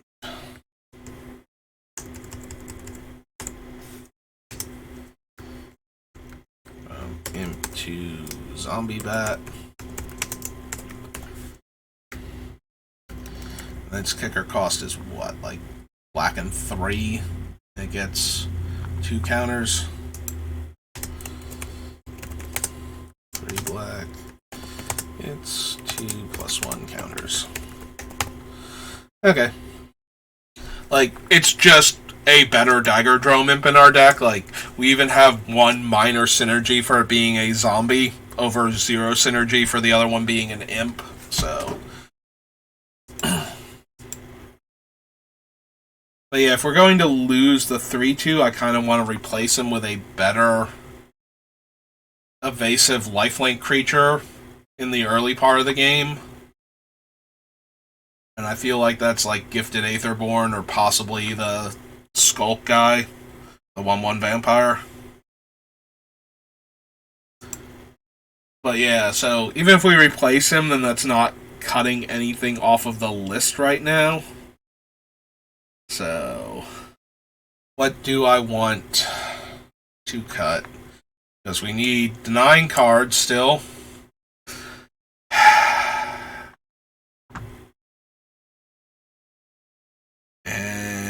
manipulating the last couple cards isn't, like, cutting the land will help eventually when we're finishing up, and cutting and, like, figuring out the lateral moves is great for improving the deck, but that does not take away from the fact that we still need to cut 9 more cards. Alright, do I want to cut Thran Dynamo? After all the other agonizing over it and whatnot, do I want to cut Thran Dynamo? Would I be comfortable with the cheaper mana rocks to accelerate me into Gix and his activated ability, rather than having to spend, like, turn 3 is Gix, turn 4 is this, turn 5 is activate Gix in a perfect world? Whereas if we, and that requires that we have played creatures, like, this helps our ideal draw a bit more. Like, if we just go land, little creature, land, little creature, land Gix, and then land this, and then untap and land and activate Gix after drawing, like, that gives us enough time to draw enough cards to the point where we are activating Gix on turn 5, and it's for a significant number of cards discarded. Like, even if we want to keep a card or two in our hand. Because that's the other thing. We are not necessarily always just going to go all in, dump our entire hand. We might want to hold up, a removal spell or something. A land for next turn. So we can keep developing out our board while we draw more cards. Like, there's a very real chance that we will hold on to a card or 3. So we need to have, like, 7-ish cards in our hand when we activate Gix, just to make sure we're getting, like, 5 cards off the top of the opponent's deck each time. Because I keep talking as though we're just going to pitch our entire hand every single time. And there will be plenty of times where we will do that, but if we pitch our whole hand and get a bunch of cool stuff and then somebody wraths the board, we now have no hand, no Gix in play to attack and draw extra cards with, and no board state to keep drawing the cards after that. So, which is one of the reasons why the Manlands are on the list. Like, if we can cast Gix and still have enough mana to activate a Manland and chip in for 1 or 2 damage and draw a card, then that can really help towards getting back to a board state where we can win the game again. So that's not nothing, but we do have to... I do keep talking as though we're going to always have everything be perfect, and that is not true at all. So it might be helpful to, point that out, because I've been doing... This is like the 15th part to this video, and I've been acting the entire time like, oh, we're just going to discard our entire hand of Gix, and that's not entirely true. We're going to discard most of the cards in our hand to Gix at any given point in time, but not necessarily all of them. So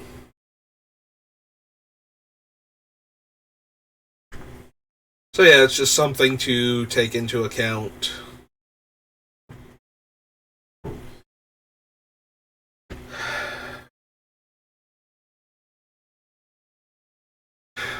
Still need 9 cuts. Yeah, I don't think I can cut Well of Lost Dreams. We have, even if we don't have as many lifelinkers and as many ways to guaranteed gain life as we did before, we do still have enough of them where I still want to run the Well. I think we have enough life gain, because I'm definitely including a bunch of life gain cards in this deck, specifically so we can offset the amount of life that we're losing from Gix while we're trying to win with him. And being able to draw that many extra cards just because we gained life by spending X mana just seems like it's way too good to cut from the deck. Like, it feels like that is one of the ways we will get to that critical mass of cards where we can throw away most of our hand and just win the game by activating Gix, as opposed to get far ahead in the game.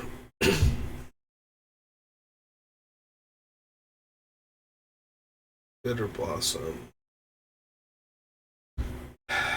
Vampire Nighthawk. Don't want to cut him. Kozilek and Ulamog. Basically helping the deck win the game. Yeah, being able to discard either of these two to shuffle our graveyard back in with how many cards I intend to draw with Gix just feels way too good to cut either of them. Like, obviously I prefer Ulamog to Kozilek, but like, Kozilek is not a slouch either, and casting either one of these things is certainly something that will happen at some point in time, so...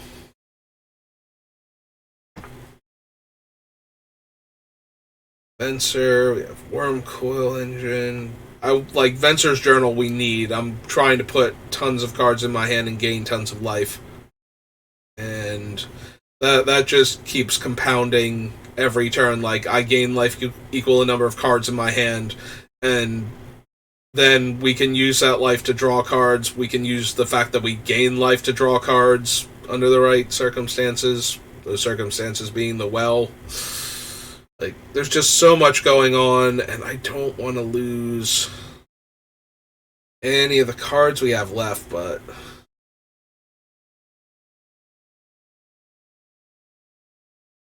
Like, the least impressive things are, like, our cheap creatures, and those are letting us get in for damage and draw cards if they come down on turn 2. Like, any one of our 2-drops coming down and drawing us a card because Gix comes down turn 3 is kind of a big deal with this deck. Like, drawing those extra cards is what sets us up to actually win the game.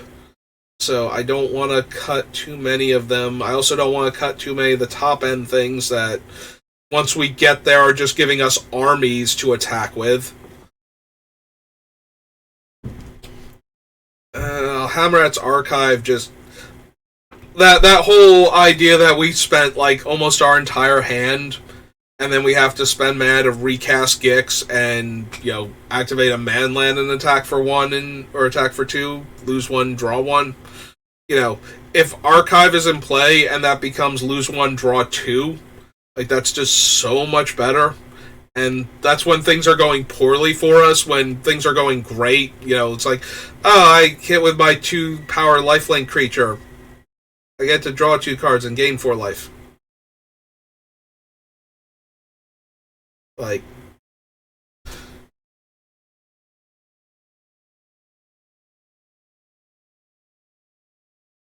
Yeah, I just heard something in the background and I'm wondering what it was now.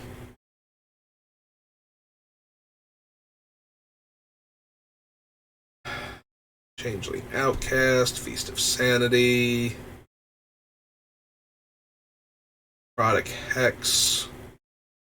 Necrotic Hex kills 6 creatures from each of our opponents and gives us, like, 6 zombies to work with. Like, it's another one-sided Wrath a lot of the time in our deck. That also gives us a fresh army to attack with. Biotransference turns every one of our creatures into an extra token. And each of our non-creature artifacts is now making a 2/2 that can attack and draw cards with Gix. So I can't imagine cutting that. And it's like, oh, I drew a mana rock this turn. Well, at least I get to make a 2/2, and making that 2/2 means I now have, you know, value in having Gix in play, because now I'll have another 2/2 I can attack with. And draw cards with, you know, it's not nothing, and it can be a lot. Like, all of our creatures and all of our artifacts make a 2/2 while that thing's in play. That being said, is that not enough? Like, just because it's not nothing, is that not enough to spend a card on? Like, if I cast this spell, and now it's the enchantment's in play, and I cast a creature, I spent 4 mana last turn to get a 2/2, get an extra 2/2 this turn. Like, how many times do I have to do that before I feel like I've gotten my mana investment's worth? And the answer is at least 2, probably 3, before I really feel like I'm getting ahead for my 4 mana.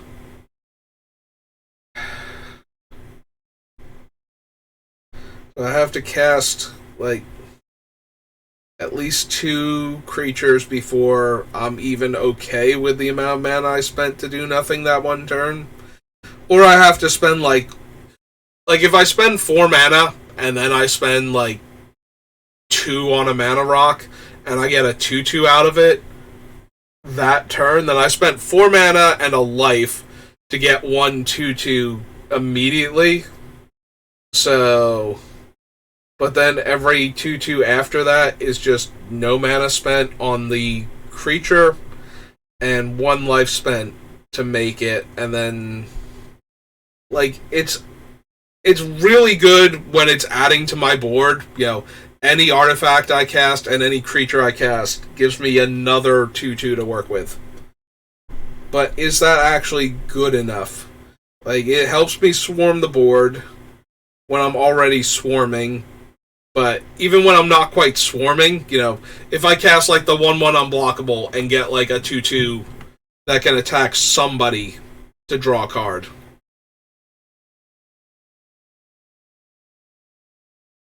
I feel like that's close enough to worth it. I don't know. I'm getting to the point where I need to cut things that are really, really good in the deck.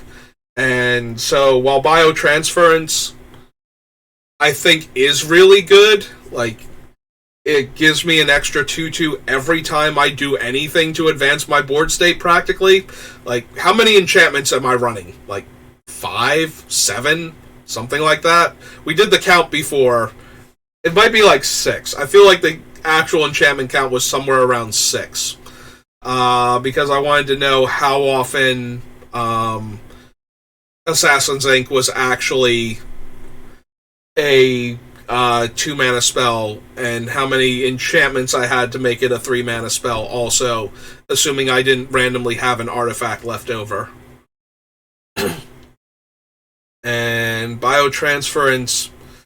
So, if we only have, like, 6 enchantments in the deck, including this one, so we have, like, 5 others, then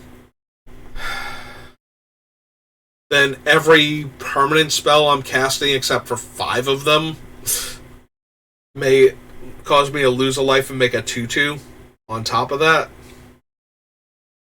Because I have no planeswalkers left, and lands aren't spells, so, you know, so if we only have 5 enchantments and no planeswalkers, then the rest of our permanent spells are creatures and artifacts that will trigger this.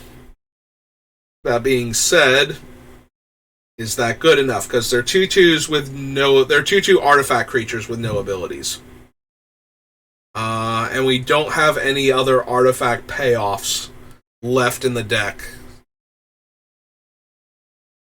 The fact that they are the Necron creature type exclusive to Warhammer and are not zombies as far as Magic is concerned, really hurts them.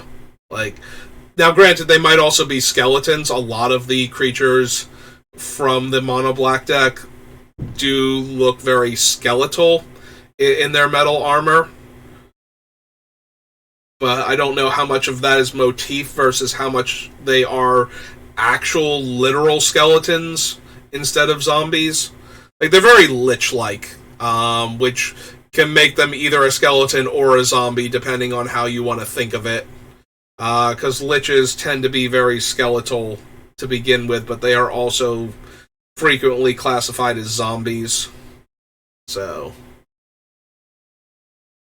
But yeah, the fact that this is not making zombies means that the zombies aren't the Necrons aren't interacting with like the Wand of Orcus, and they don't have any evasion abilities, like right, like Mortarion. Hang on, let me pop back over this one real quick. Like Mortarion doesn't make menace creatures, right? I feel like one of the 3 black tokens, is that not how he spells his name? Mortar. Oh, Mortarion. There we go.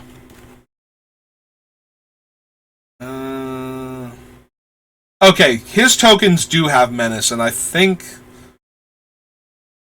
Yeah, I didn't put that they have menace. I thought one of the creature token types from this set had menace. And I did manage to miss that he was the menace maker.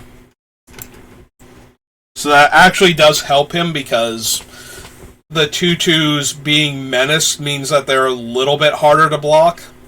And anything that's making these things harder to block so I draw more cards is, like, way more important to me than... Like I said, the biotransference, one of the biggest problems is that they're not zombies and they don't have any natural keywords, like Death Touch, Menace, Fear, anything like that, so... That might be enough of a strike against biotransference to cut it. It does... One of the things I like about biotransference is the way it interacts with Mortarion here. To guarantee, basically, that I get 1 2/2 from him every time I cast any of my permanent spells with biotransference in play, because I will lose a life and make a guy, which, you know, then I lost a life, so I can make the thing also from him.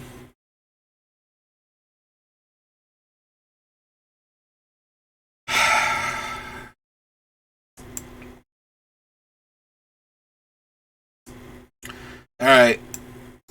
I've talked myself into it. It's very good in the deck, but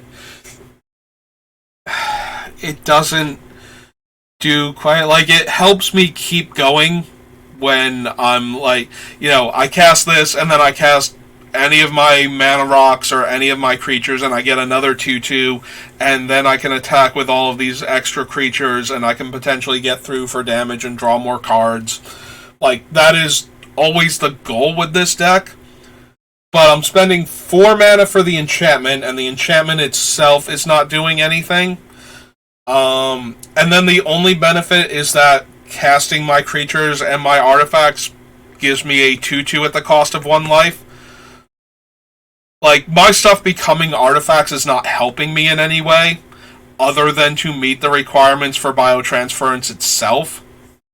Like, if it did not turn my guys into artifact creatures, I could not run this card to begin with, because I don't have enough artifacts naturally. But at the same time, it's making my guys more vulnerable to any artifact or enchantment hate running around. Hey, well, there goes the nice number, so we'll cut the biotransference. I'm now at 3.5 hours, and we still need to make 8 more cuts. Don't get me wrong, I love Gix, I love what he's doing, and I still love what the deck looks like, but this is a 3.5 hour video, and I still need to make 8 cuts and figure out the mana, so I think we're going to call it there. I do want to do some other things before I have to leave for work, and getting this up to a 4-hour video and still not making the last 8 cuts is not going to help. We did make some okay progress at the beginning, so it does help to come back at this with fresh eyes, I think. But, yeah, I think we're going to call it for there, so... Alright, well, it's been fun. Thanks for watching. We will get Gix done possibly before Jumpstart gets released. I don't know, maybe we'll pick a Jumpstart commander. Obviously, Ashcoat immediately jumped out at me, but that's another mono black commander, and that would be 3 in a row, so I don't know. We have all of the other ones. Maybe I'll find something. Or maybe I'll pick another commander from, Brothers War, or like we could do a cool like rare Urza deck. Making artifact creature token copies of our artifacts.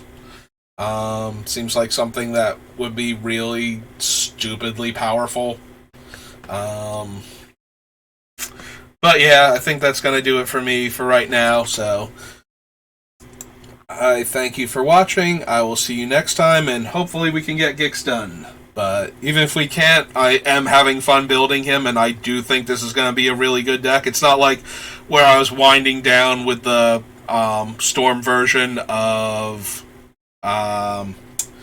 Gearson, and I did not like him when he was done. Like, I very much like what we are doing right now with Gix. It's just he has so much good stuff in him, and getting those last 10 cards is just going to be so painful. But yeah, so that's going to do it for me. I will see you next time. Have a good rest of your day.